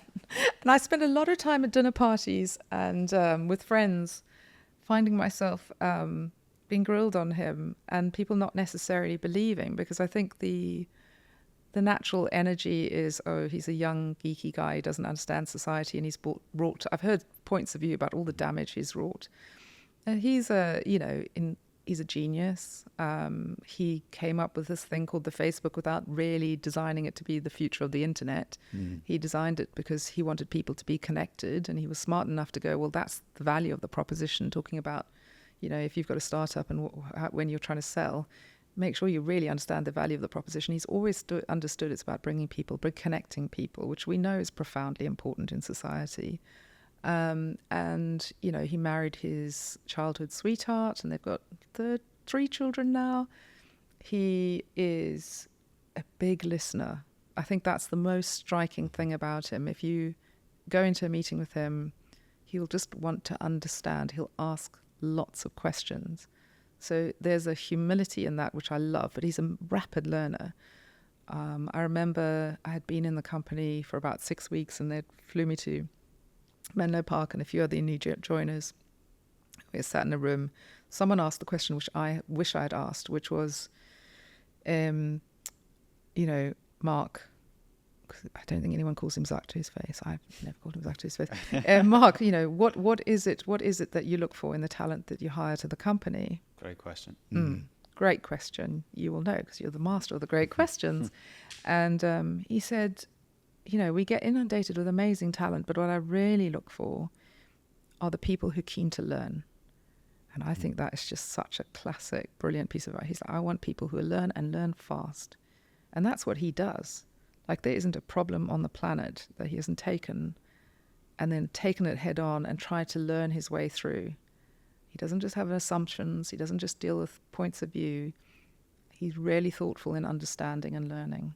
And I think that's such a gift for any one of us as human beings, because this technological shift we're talking about is so rapid. Like, if you can just keep yourself being educated all the time, that's the only way I can see through it. I don't know what the jobs are of the future. So he wants ballet dancers that will be stretching while reading. Yeah, a business I'm book. not sure that was top of his list. That's what he wants. People who are keen to learn. They're going to be. That's how they're with the newspaper. Learning. That was me, but I'm not sure. Yeah, there were moments in that company where your imposter syndrome is real. Like, I'm the ballet dancer with my newspapers coming from Africa. Like, what am I doing here? But that's the kind of company it is. It welcomes all points of view and people who are really interest, don't get stuck in their positions, really want to move on and be curious. And what would you successful. say? What would you say that Meta does better than other organisations to support its leadership and its staff? To support its leadership, I think it's in the singular learning I had as a leader in that company was all about focus. I never saw a business plan in Meta with more than 3 focus areas. It was very focused, and data wins arguments all the time. There's a lot of sort of magical thinking in business, isn't there, and in life, but it's, you know, data wins arguments and real focus. These are the 3 things we're going to set after. And sometimes it would be like 3 years later and it was still the same 3 areas of focus. Mark is brilliant at doing that. One of the hacks I would pass on to anyone listening is, you know, all those long lists of goals and things that we have to do. There's a thing called non-goals, which was, again, one of those glorious moments where you go, what is a non-goal? And a non-goal is basically, you know, you've got all these things that you should be doing and they're very important. Non-goal, most of them. Just say, I am not able to focus on those right now. I will at some point, but I am now going to focus on these 3 goals. And those are the goals that are the most significant ones and the hardest often to crack. And in terms of those 3 goals, if you're setting a business plan or setting a plan, how detailed are those 3 goals? Are they quite complex in themselves, or are they kept very simple too? Very straightforward, you know, very straightforward. He had this amazing ability to go, of all the noise out there and all the things I could be focused on, what do we need to do? We need to make sure, you know, the platform is fit for the next 10 years, which is why there'll be some focus on reality labs and building the next version of the internet.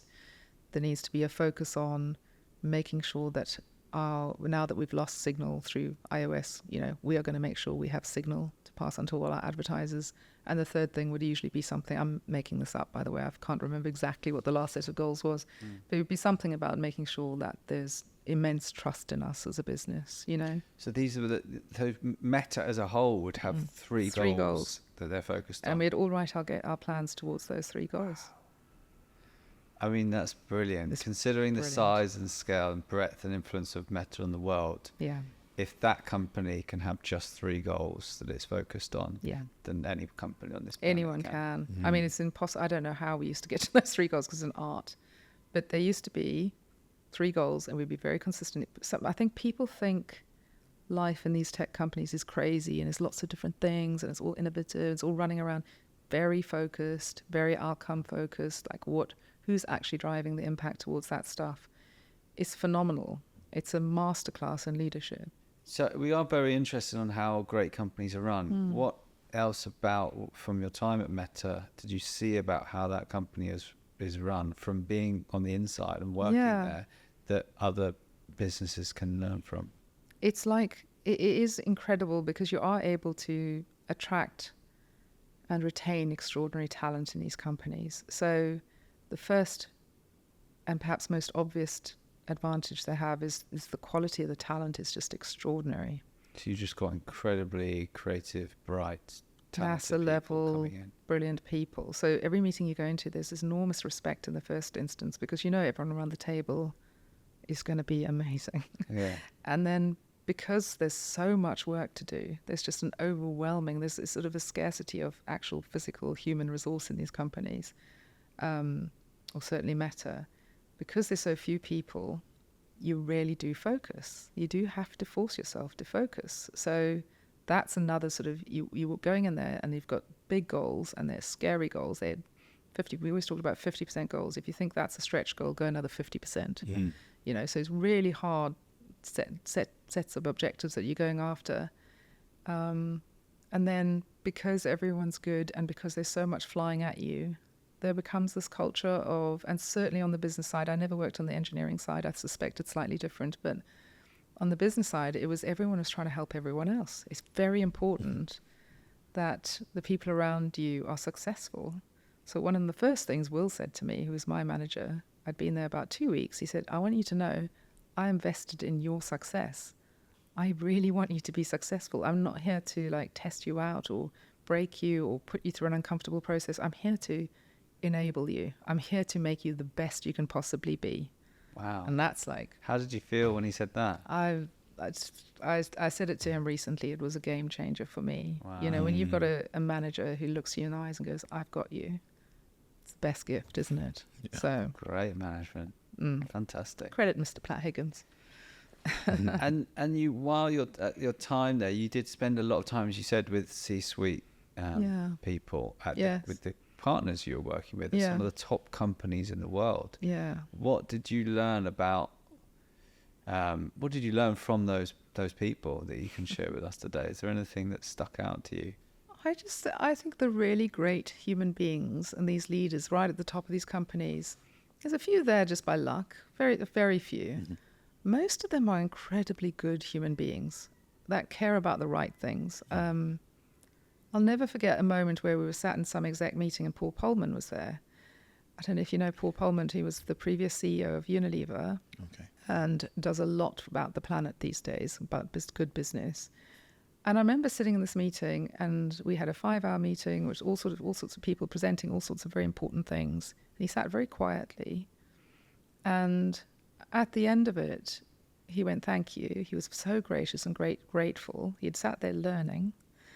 And he said, and here's my opportunity area. Like, this is the kind of company, working with a company like Unilever, where we can actually make a significant difference in the world.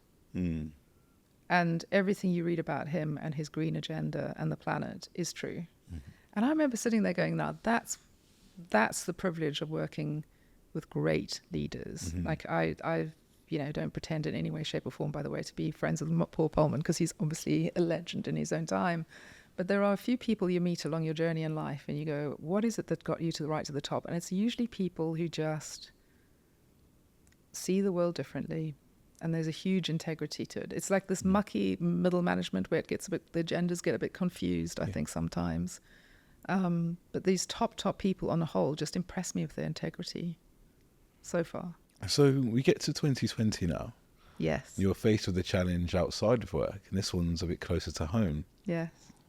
Where your daughter develops a tumour on her face. Mm. How was that to go through, and what were the kind of lessons learned getting through that period of time? So I did ask Cammie if she minded me mentioning this story, and she's very gracefully said she doesn't mind. Thank you, Cammie. So I think there's lots of things you face in life, but having a child, you're both too young to have children. Ash has I've got two. Not one, but two. Then you know. 6 and 3? 6 and 3, 6 and 3 little babies. My daughter was 15. And she had like a little nodule on her nose, and we were like, oh, it's just stop worrying, teenage angst with skin and all that. And we did take her to the doctor, and we did get it checked out, and it was a tumor. And it was a neurothecoma, which is a rare tumor, which wouldn't have killed her, but it would have caused her enormous discomfort and disfiguration. My little 15-year-old girl, if anyone's knows 15-year-old girls, it's not your most profoundly confident stage of your life. And at the same time, the pandemic hit. So we couldn't do anything for about 9 months. We couldn't operate. So this thing got bigger and bigger. And she was trying very hard to handle it. And I tell you, I would have swapped my own body for a second if I could have, because to see your child going through this was horrendous. It was about a year. It was about a year of operations, in and out of hospitals, skin grafts, failed surgeries, other bumps found in her face, which we weren't sure if they were tumor or not, having to investigate those and take those out, all the while leaving physical scars, all the while dealing with a pandemic, all the while being in an environment where I think lots of children went through mental health crises during the pandemic anyhow. Mm-hmm. And so she was... How was she handling all this, going through the operations and knowing that her face is going to change, possibly permanently? Yeah. I think my daughter learned some terrible lessons through all of this. She did try and manage well. Like, she would always try and show up well. But I think it scarred her. Like, it really caused her trauma. I don't use that word lightly, because I think it's quite trendy to use the word. It traumatized her. And I think the lack of support from her friends and her friendship groups, funny enough, the people who then showed up were the ones who wanted to play with her pain in a way. What do you mean by that? I think young children, teenagers, certainly my observation during that time was they didn't know what to say to her. So some of the friends would just back off. And the ones who got curious were the ones who wanted to like get involved with a girl who started struggling with tumor and pain and insecurity. So she got quite seriously bullied, and very seriously bullied. And she did things like she dyed her hair black all of a sudden. I was like, why did you dye your hair black? And she'd be like, it's for fun. But it was her self-esteem. Like she had PTSD. Like she started doing and being part of a group of people that was just awful. And what was that like as her mother to see her go through? it's terrible because you just, as it is, you're trying to deal with the fact that you've got a teenager who needs her independence and has her social life and finds her advice and her safe space with friends. But at the same time, you can see friends who are not helping her. It was the worst experience ever for any parent. And I'm sure there's parents who've lost children. That is probably worse. But, thank God she's okay and she's recovered from it. I think Hugh and I have struggled to work out how to help her. And I think that's been the most difficult part of the learning, which is you have to let your child come to you. She had to go through quite a lot of trauma, but we did have the privilege of being in a society and in a company that were very supportive. I was able to get her good doctors. I keep trying to look for the privilege in all of that. There were good doctors looking after her. We did find this world of trauma therapy. So we did try and we got her some of the tools to really help her, which I'm not sure every kid has access to. And then we did have a tough parenting moment. Like we said to her, we are going to take you out of this school. No indictment on the school. There was stuff going on there, but it wasn't the school's fault. It was just the situation that was so awful.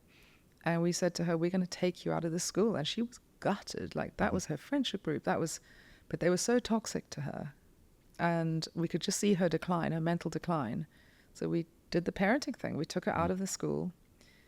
She did her GCSEs in a year. So for a year, she just buttoned down and had to study because she was a year behind.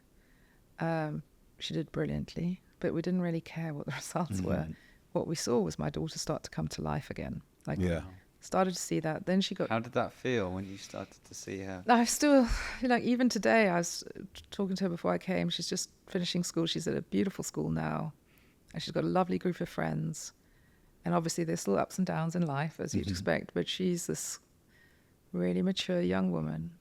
And she's got a real sort of strength alongside this softness, which I really appreciate about her. She's probably had to deal with a difficult situation a bit earlier than most kids. But then you've been talking to people on this podcast. What I fundamentally believe is, it's these things that build us into being profoundly special people. So I look at my daughter, I think she's profoundly special. So she's cool. She's brilliant. But I would take no credit. I've tried to be there supporting, but there's been days where my husband and I have just lost so much sleep because having a child in pain has been by far the worst experience of my life, for sure. I was going to say, looking back at the situation, what advice would you give to yourself and other parents about how you dealt with it or how to deal with it? I'm not sure I have quite an obvious response to that, in that if I could do it again, I would have spent more time just being a bit gentler on myself. I think I was so obsessed with trying to fix the work, fix my daughter, fix things. And in a sense, I stopped giving myself enough oxygen. I would have perhaps shown up better for her if I had just taken a step back, taken a beat, let her come to me a little bit more. And it's so hard because I could just see things were going wrong. I was like, my natural instincts go and fix. And I think with teenage girls in particular, I think creating a space for her to know it's safe to just come and talk to me and that I wouldn't get upset for her, that if I could do it again, I would have tried to do more of that. But, I can't blame myself for reacting the way I did. I was just being a mum who loved her child, and, I did the best I could at the time. I wish there was a rule book for these things, but there just isn't, is there? I'd love to be able to have her here now and ask her what she thought, because she will probably say you were an amazing mother. Pain. She would have a few things to say. I think she's in as she's matured, sort of now she's 17, 18. She's definitely said to me a few times. She's got a certain grace about her as a child, and she's just gone, Mum, I understand that it was really hard, and that I didn't give you enough information to deal with all the stuff. And she has been very graceful and sort of saying, I understand why you were struggling as well, Mum. And, you know, I am better.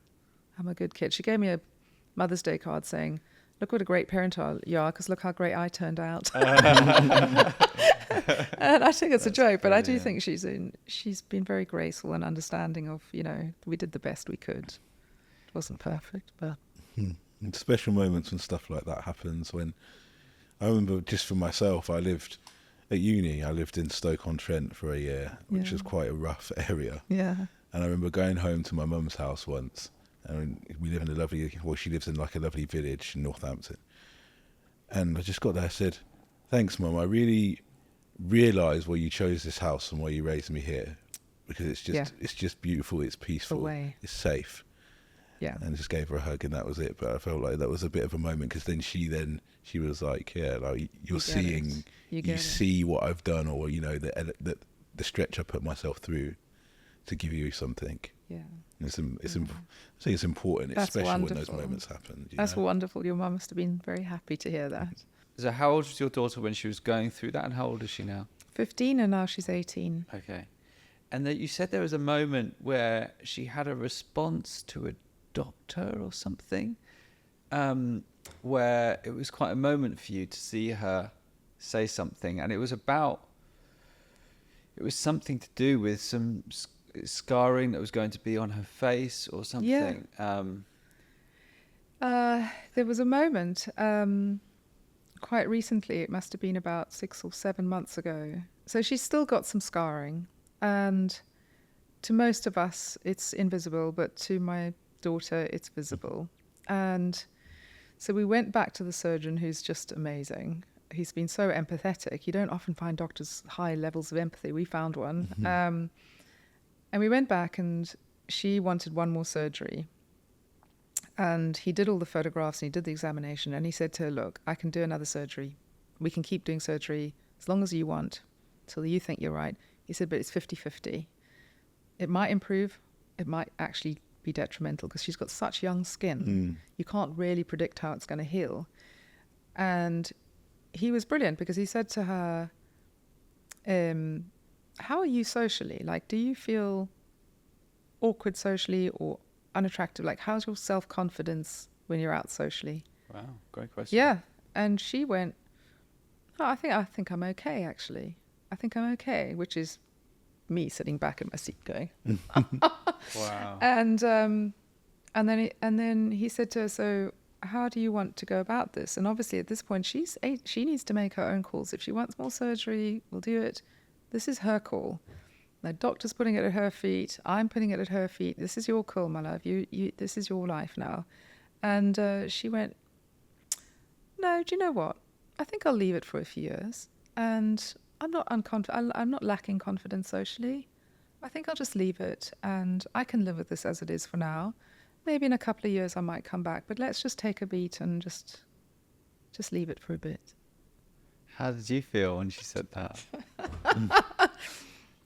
I am in awe, because that's really what you want in your child. Girl. To go, I'm okay. This is a bit of a bother, but actually my self-confidence is here. I can deal with whatever this stuff is in my head, because my confidence is here again, which it wasn't 2 years ago. And she understands, you know, compounding. She understands over time that's very likely to heal itself. I think she knows. So I'm super proud of her. You can tell. She's a special young woman, and she's going to go and do amazing things. She's going to go study law and change the world for the better. Thank God. I hope AI doesn't go too far there. But yeah, she's going to go on and do wonderful things. She's a special woman. And the parallels between you is quite interesting. You both at a young age hadn't thought about that. Gone through something. To go through stuff. Yeah. It's quite traumatic, and has sort of had a factor in your socializing with friends and True. you know, how they think about you, how they treat you, and both have seemed to have got through it the other side. And Yeah. you know, and as you said, it was a moment that really helped shape you and drive you, and it may be the same for her. I hope so. Let's hope so. Yeah. Thank you. That's very kind. Yeah, we'll see. Yeah, thank you very much for sharing that, Yeah. and thank you for the permission to share the story as well. Go, Cami. Coming back to your career, as you said, you had to go through this all while you're at this very high pressure, high stakes role, Yeah, and then it comes to an end. it did. What happens? So the real story is in November 2022, Meta's share price hits $90, which was terrible, right? It was a disaster.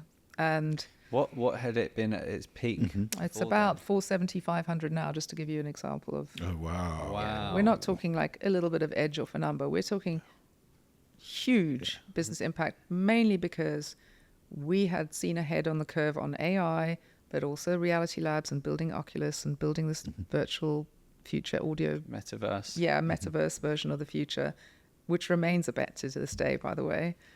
He has not taken his eye off like that 5-10 year roadmap. So credit to him. But the analysts in the city were going, your P&L's out of whack because you've got all these people, you've got all this property, you're spending a fortune on R&D, and your numbers aren't what they once were. Like we had been hit by iOS 14 and Apple's pulling back on the privacy stuff. So we had to find new ways of measuring, and we hadn't quite cracked it at that point. So it was a really big moment in time. And as VPs, there were about 200, 250 of us in the company at that point in time. He called us together. A company of 65,000 people. The scale of the thing is still scary. And he said to us, you know, this is going to be the year of efficiency coming in, and I'm afraid you guys are going to have to execute it, and it's not going to be fun. And I remember sitting on my little screen at home and listening to this conversation going, okay, so this is new. This is a different tone to anything I'd heard in the company before. He was very clear. It's a tech company, so that's where the investment's going to go. It's going to go in developing new technologies. These engineers who develop generative AI and the metaverse and all these things that cost a lot of money, and then you've got quite a big business organization. And without doing any maths, I was like, okay, so that's the end of that era. Like the tools are going to get better and better, the technologies are going to get better and better, but you're going to need fewer people to actually go out and be with partners. Wow. Cheryl left, Carolyn left. So I could see there was a destabilization. So it was a moment, and it happened, I would say, genuinely November 2022. So I sort of knew what was coming. I was charged with overseeing or being the company representative for many of the layoffs in 2023, certainly in the UK. And that was not in line with my values or what I find any joy in. These are my friends, these are colleagues, these exceptional human beings who are exceptionally talented into a market where no one's hiring. So I did you that. were having to personally let these people go? Well, being part of it, because they're mass layoffs. You're talking about, 25,000 people in a year, pretty much. So these are mass layoffs. So yes, as much as you can in sort of scaled layoffs. Obviously in Europe, it's a slightly slower process. If you live in the US, you get an email at 5 o'clock in the morning. By 5 o'clock in the afternoon, you're going. So it was foundational and a big shift because Meta's always done really strong performance management, but doesn't do layoffs. So there's no need. And actually, if you look at the P&L, there's no real need. There's a lot of good people who lost their jobs because there's a fundamental change in business strategy, not because it's a declining business, which is slightly different.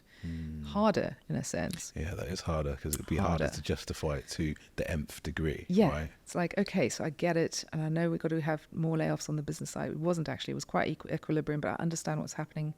So helped try to do that with as much kindness and care that I could, and would see the light writing on the wall. I was invited to interview for a couple of jobs in the US, and while you're still working at Meta. Yeah. And technically I should have gone for them, but my children, you've heard my story now, my children have just survived a pandemic and they're finally in happy schools, and my husband has bees, and we've got sheep, and Has we've got bees. things. Bees and sheep. It's Oh, a whole other amazing. story. Oh, wow. Okay. Yeah, just had to make sure I heard that Just right. landed that, Yeah. just because that's the thing that always gets people. We've got sheep and bees. So your daughter, it's kind of just settled this stabilizing. whole You thing. don't want to destabilize. No, and That's a good place. I've been there 8 years, so I knew it was coming, and I took it on the chin. End of last year, I left alongside some other extraordinary leaders from the Meta landscape, and So you knew, Yeah. basically what you're saying is you knew at some point you're going to get let go. I knew. Right. And then you get the email, then it's it's a matter of time, and to be fair, I believe I was treated with kindness and with respect, so I can't say yes, it's horrible being let go, 100%, but I knew it was coming. I'm a grown up. I knew why it was happening. I felt it was easier for me to leave than to continue to let people go. I honestly feel that. And I'd also just incredibly grateful, because how many people get to work in the inner circle in one of the top companies of history, and to see what I see and learn what I learned. I'm so lucky, so bloody lucky. So 8 years, it's a good run. Yeah, good run. Definitely. So did you Yeah. decide to leave, or did you get let go? I was let go, Okay. 100% let go. I see. Yes. But you were prepared to leave because you saw ready. the writing on the wall. Yeah, I knew it was coming, that's all. I knew it was coming. So it was, that's horrible. So for a year, you're sitting there going, oh, when's my turn? But it was done with respect. And I think there was a knowingness, there still is a knowingness about what's going on in the company. There's a good sort of sense of the priorities have shifted. And if you're on the business side, it's a different kind of job to what it was Yeah. even a year ago. So I'm pleased that is the case, actually, because some of the things that I'm strong at are not necessarily the things the company needs going forward. So it's okay. What was it like going through that? So then, you're no longer in a job. Yeah. You've got a family to support. Yes. With your husband, you've got bills to pay. You've got a life to live. Yeah. How do you handle that? It's such a difficult thing to handle. I thought I'd be better at this. No, I mean, I think I have always had an identity around what I do. You can hear that from the way I talk about my story. I was a dancer, and then I was an MD or a CEO, and then I was someone in tech with with a good title and good role and important role. And yes, I'm a mother and I'm a wife. I've got this very clear identity. And I think the hardest thing when you sort of end of November and my technology all shut down is like, I don't know how to answer the question, what do you do anymore? So actually, of all the stresses, I've realized that's the one that really was the kicker. Like, I don't really have an answer to that. When I was doing my introduction days, like VP, Meta, X, I don't know how to introduce myself anymore. And actually, Leigh Thomas in and of itself has become a thing. Like, what is my identity? I can plan the money. I've been talking to a few people about jobs. I've been looking at the marketplace. My first instinct was just to go in front and find another job. And a few things came along, and thank God I had good advice, and I didn't go there because they would have been completely wrong for me. Who did you speak to for advice? I've got the most amazing people. So this is what I would say if anyone else is facing into this. Go and ask people for help. I've never done that in my life. I'm so I'll just go and make a plan and get on with things. I went and asked people for help, and some of my clients, like Alini, some of the partners that I've had over the years, other people at Meta, some are still there, some are not. Nicola's been amazing. Will Platt-Higgins has been amazing. I've just got this cohort of people, including my own team at Meta, who've just been extraordinary. A couple of the search consultants have been amazing, by the way. But I found myself getting support. Pennies, I'm on the board of Pennies, and you've met I saw Alison. that. Thanks Yeah, to we had you. Alison Alison on. came on the Isn't show. she just amazing, right? yeah. Great. It's a great episode if you're watching. Search Alison. Just Hutchinson. amazing woman. Yeah. But these people have just put their arms around me and gone, it'll be okay. Don't rush.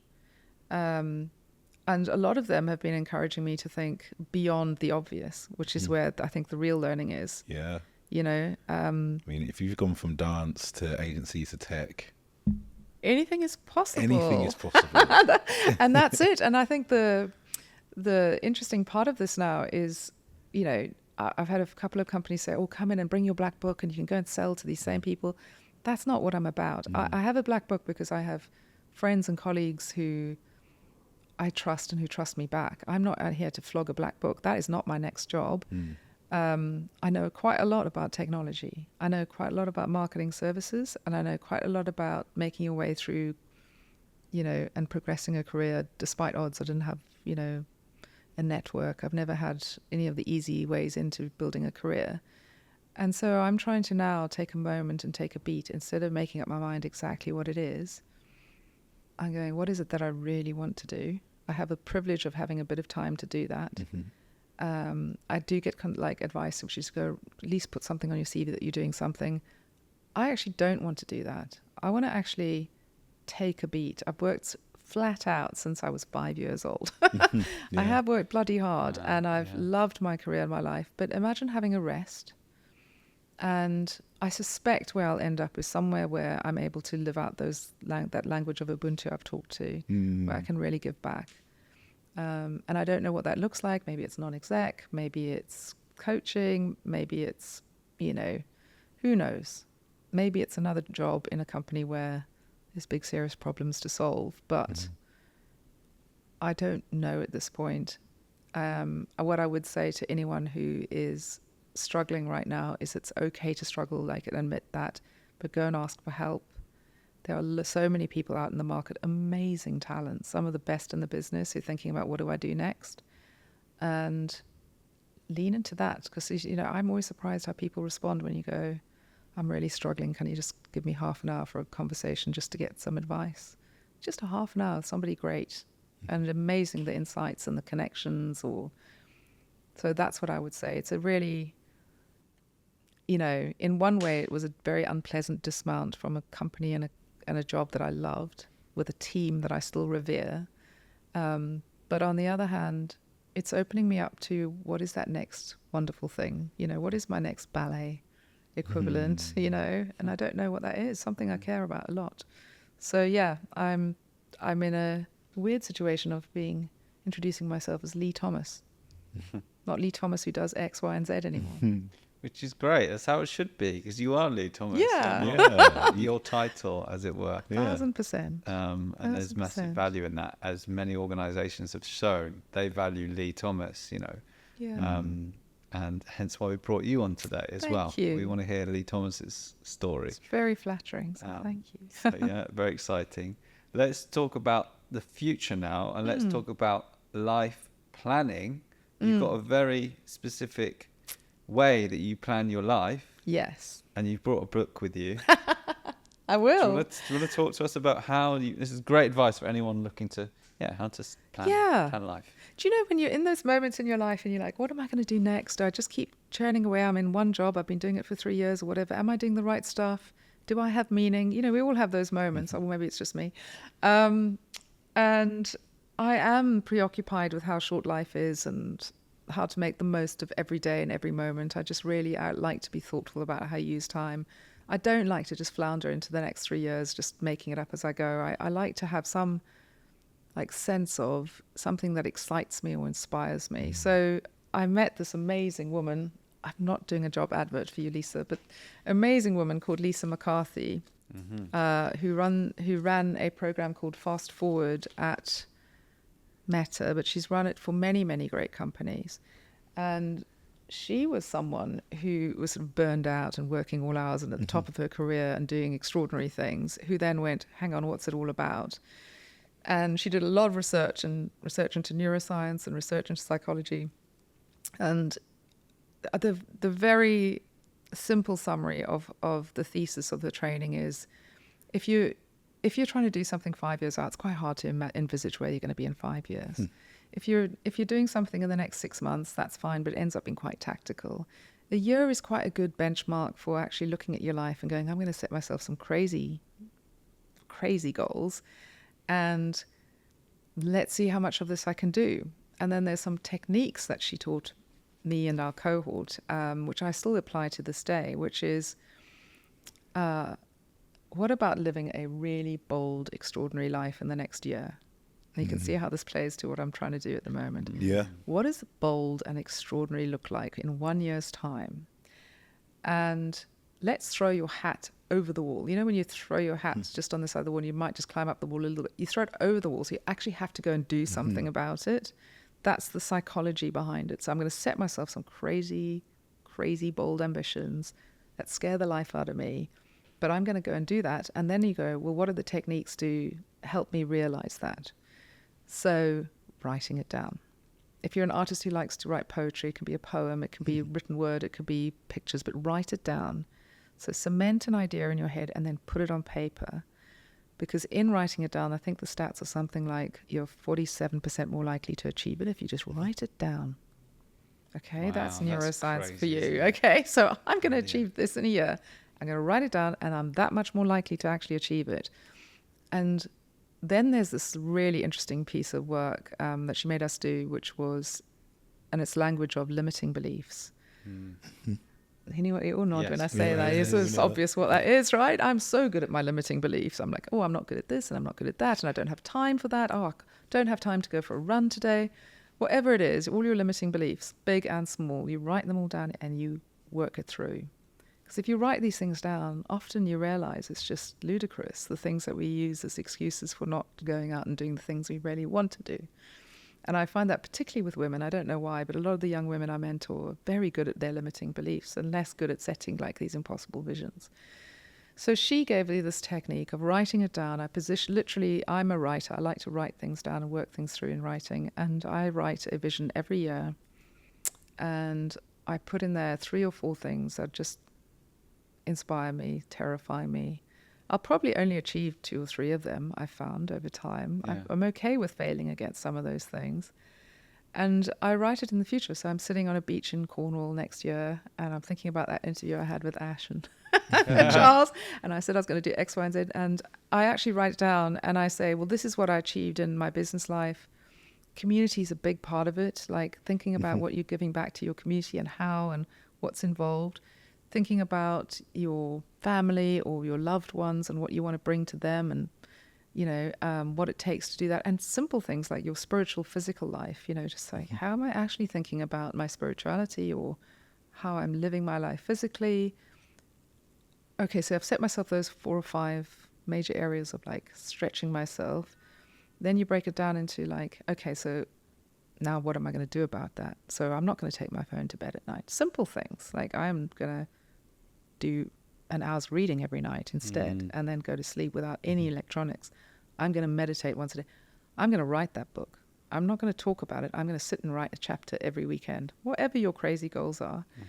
The interesting thing about writing it down is it does suddenly become really profoundly interesting and doable.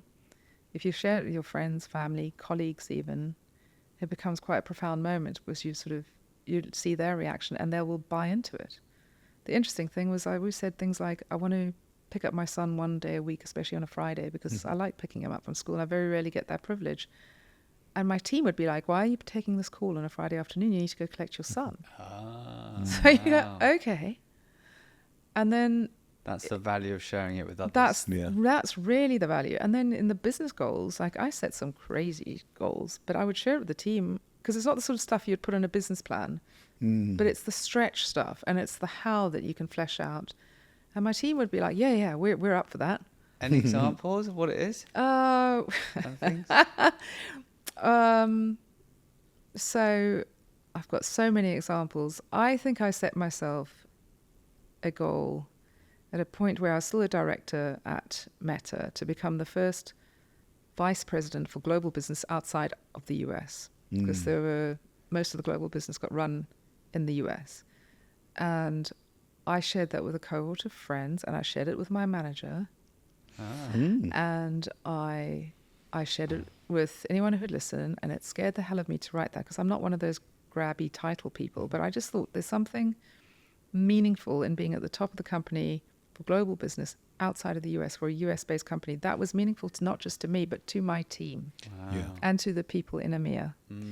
And so we did it. Like I got the promotion at some point, and It was a meaningful moment You for were me. the first vice president outside the US? For Is that the what you're saying? global partnerships. For global. So there was like Nicola Mendelsohn runs EMEA, and there's a few others now, but the first one on the global partnerships team outside of US. Wow. And I remember setting that sort of 18 months before it happened, being absolutely appalled that I'd put it right down in writing. It's not my vibe at all. And it inspired my team and it inspired me. And we did some crazy stuff to make that happen. We delivered different types of outcomes because we went, why don't we position ourselves as a team who will create our own destiny, you know, Yeah. and we don't have to lean into what US is setting as best practice. We will set up best practice that is working with the US, but to the benefit of the region. And it was just a fantastic alignment point, and it scared the hell out of me. It was personal. It was a vision statement, but I wrote it down. It did help my career. And, you know, I'm forever grateful for all the people who tolerated it, because it was a slightly odd one to put down. I think it's a great example of how it wasn't necessarily the goal that was the most valuable thing. It's what setting the goal led to you all doing, Yeah. and what that must have done for everybody's career, I'm sure, and what it did for the company. Yeah. So it was a real kind of win-win-win scenario. It was a win for you, win for everybody Yeah. else around, win for the company. Yeah. And some of the personal wins, I remember a friend of mine putting down that she wanted to try IVF that year, and she shared it with everyone. And you know what? The whole company stood with her, because like they were all of us on her team, because we actually understood what her real focus was for that year. Yeah. We managed to create space for her to go and do all the awfulness of having IVF, just because we had consciousness that there was something there. And this is what the real principle of the philosophy of Lisa is having a high-performing life. You know, actually, at the end of the day, it doesn't matter if you VP at Facebook, Meta, whatever. No, what really matters is the baby that you had or the team that you built, you know, and that's a high-performing life. Being there for your child when she's going through stuff, that's the stuff that I'll measure my life by in the end. So the purpose of this fast-forward way of thinking a year ahead is, how do I define high-performance life? And it's probably not going to be about how much money I've earned or what titles I've had. 99.9%, if not 100% sure, that's not what makes for great life. So that's what this kind of exercise, I'm referencing the book, there's programs, there's videos, but for those of you who can't afford that, perhaps just go and spend time with Lisa McCarthy in this book, because it's brilliant. It changed my life for sure. Amazing. I wasn't just going to be a exec making money. Well, I think that's a very powerful message to end on. Good. Thank you very much for joining us today. Yeah. We've got a poem Been very, very insightful today. coming up for you. We've really enjoyed it. I've loved being here. Thank you for having me. Amongst your stellar array of other guests, I feel very humbled to be here today. Thank you. Well, and thank you for some of the amazing guests you've introduced us to, including Alison. Oh, she's amazing. And we had Sam Latif on recently as well. She's yeah. Fantastic. Yes, Yeah, she's a brilliant brilliant. story. I'll share before we go into the poem what I think I've learnt from your story and what I think others can learn from it. Is, I mean, anybody who feels that they're not yet qualified or ready to go into a new industry or a new project or just anything new, I think your story is a very inspiring story that yes, you are. It's not about what you've done. It's about your attitude. And if your attitude is that, okay, I'm just going to throw myself into this and I'm going to learn as much as I can, and I'm going to say yes to things and just be grateful for this new opportunity, whatever it is, that will probably take you quite far. And don't focus on what you don't have. Focus on what you do have, which is your attitude and your approach to it. And I think your story is an amazing one for that, and just shows how far you can get in life with a great attitude. So insightful. Thank you. Thank you. Lovely. Lovely. Okay. Almost there. Oh, it's writing. It's so live. It's being Yeah, I tweaked just have to as make sure it flows as right. we go. Believe I But yeah, do that. in fact, while you're just tweaking that, Yeah. we'll take some photos of these and put it up on the episode. But the photos underneath, we've got some images you kindly brought in of you dancing in your career as a ballet dancer. Could just show them to the camera for anybody who's watching as well. We've got Leigh here with her arms in the air and leg at a right angle behind her. How on earth you do that, I don't know. And with another dancer there, you're live on stage. What's the story behind that? That Was photo? the story of Medea, and I was the woman that stole Medea's husband, and obviously the awful consequences followed, but it was extraordinary. That role was choreographed on me. What does that mean to be choreographed on you? So the choreographer created a new ballet, chose the music, cast it, wrote the ballet to suit our bodies and our storytelling That's capabilities. amazing. So that was I just didn't know that such a existed. special moment. How does it feel to have a ballet made, crafted with you in, Yeah, no, it's an incredible privilege because you can. There's a joyfulness in taking the ballets that have been around for 100 years and just learning to articulate it in your own voice, but then to have your own voice come through in a ballet is something most dancers don't get. As a dancer, you don't often have voice, but somehow through Glauci and Medea, my voice became a thing. It was real, so it was very cool. Wow. I did love Balanchine ballets, who was always very stripped back and very no fancy costumes, no nothing, but he loved tall dancers.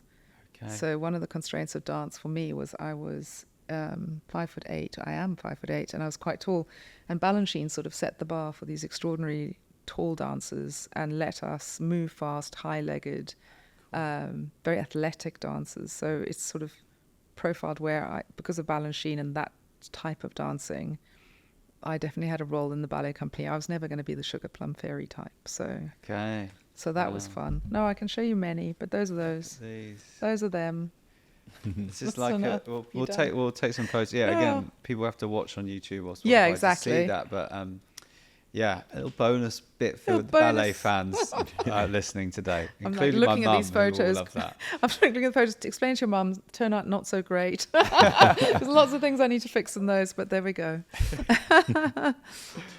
So I've created this poem, distilling some of the parts that really kind of hit home for me during the story of your journey. Right.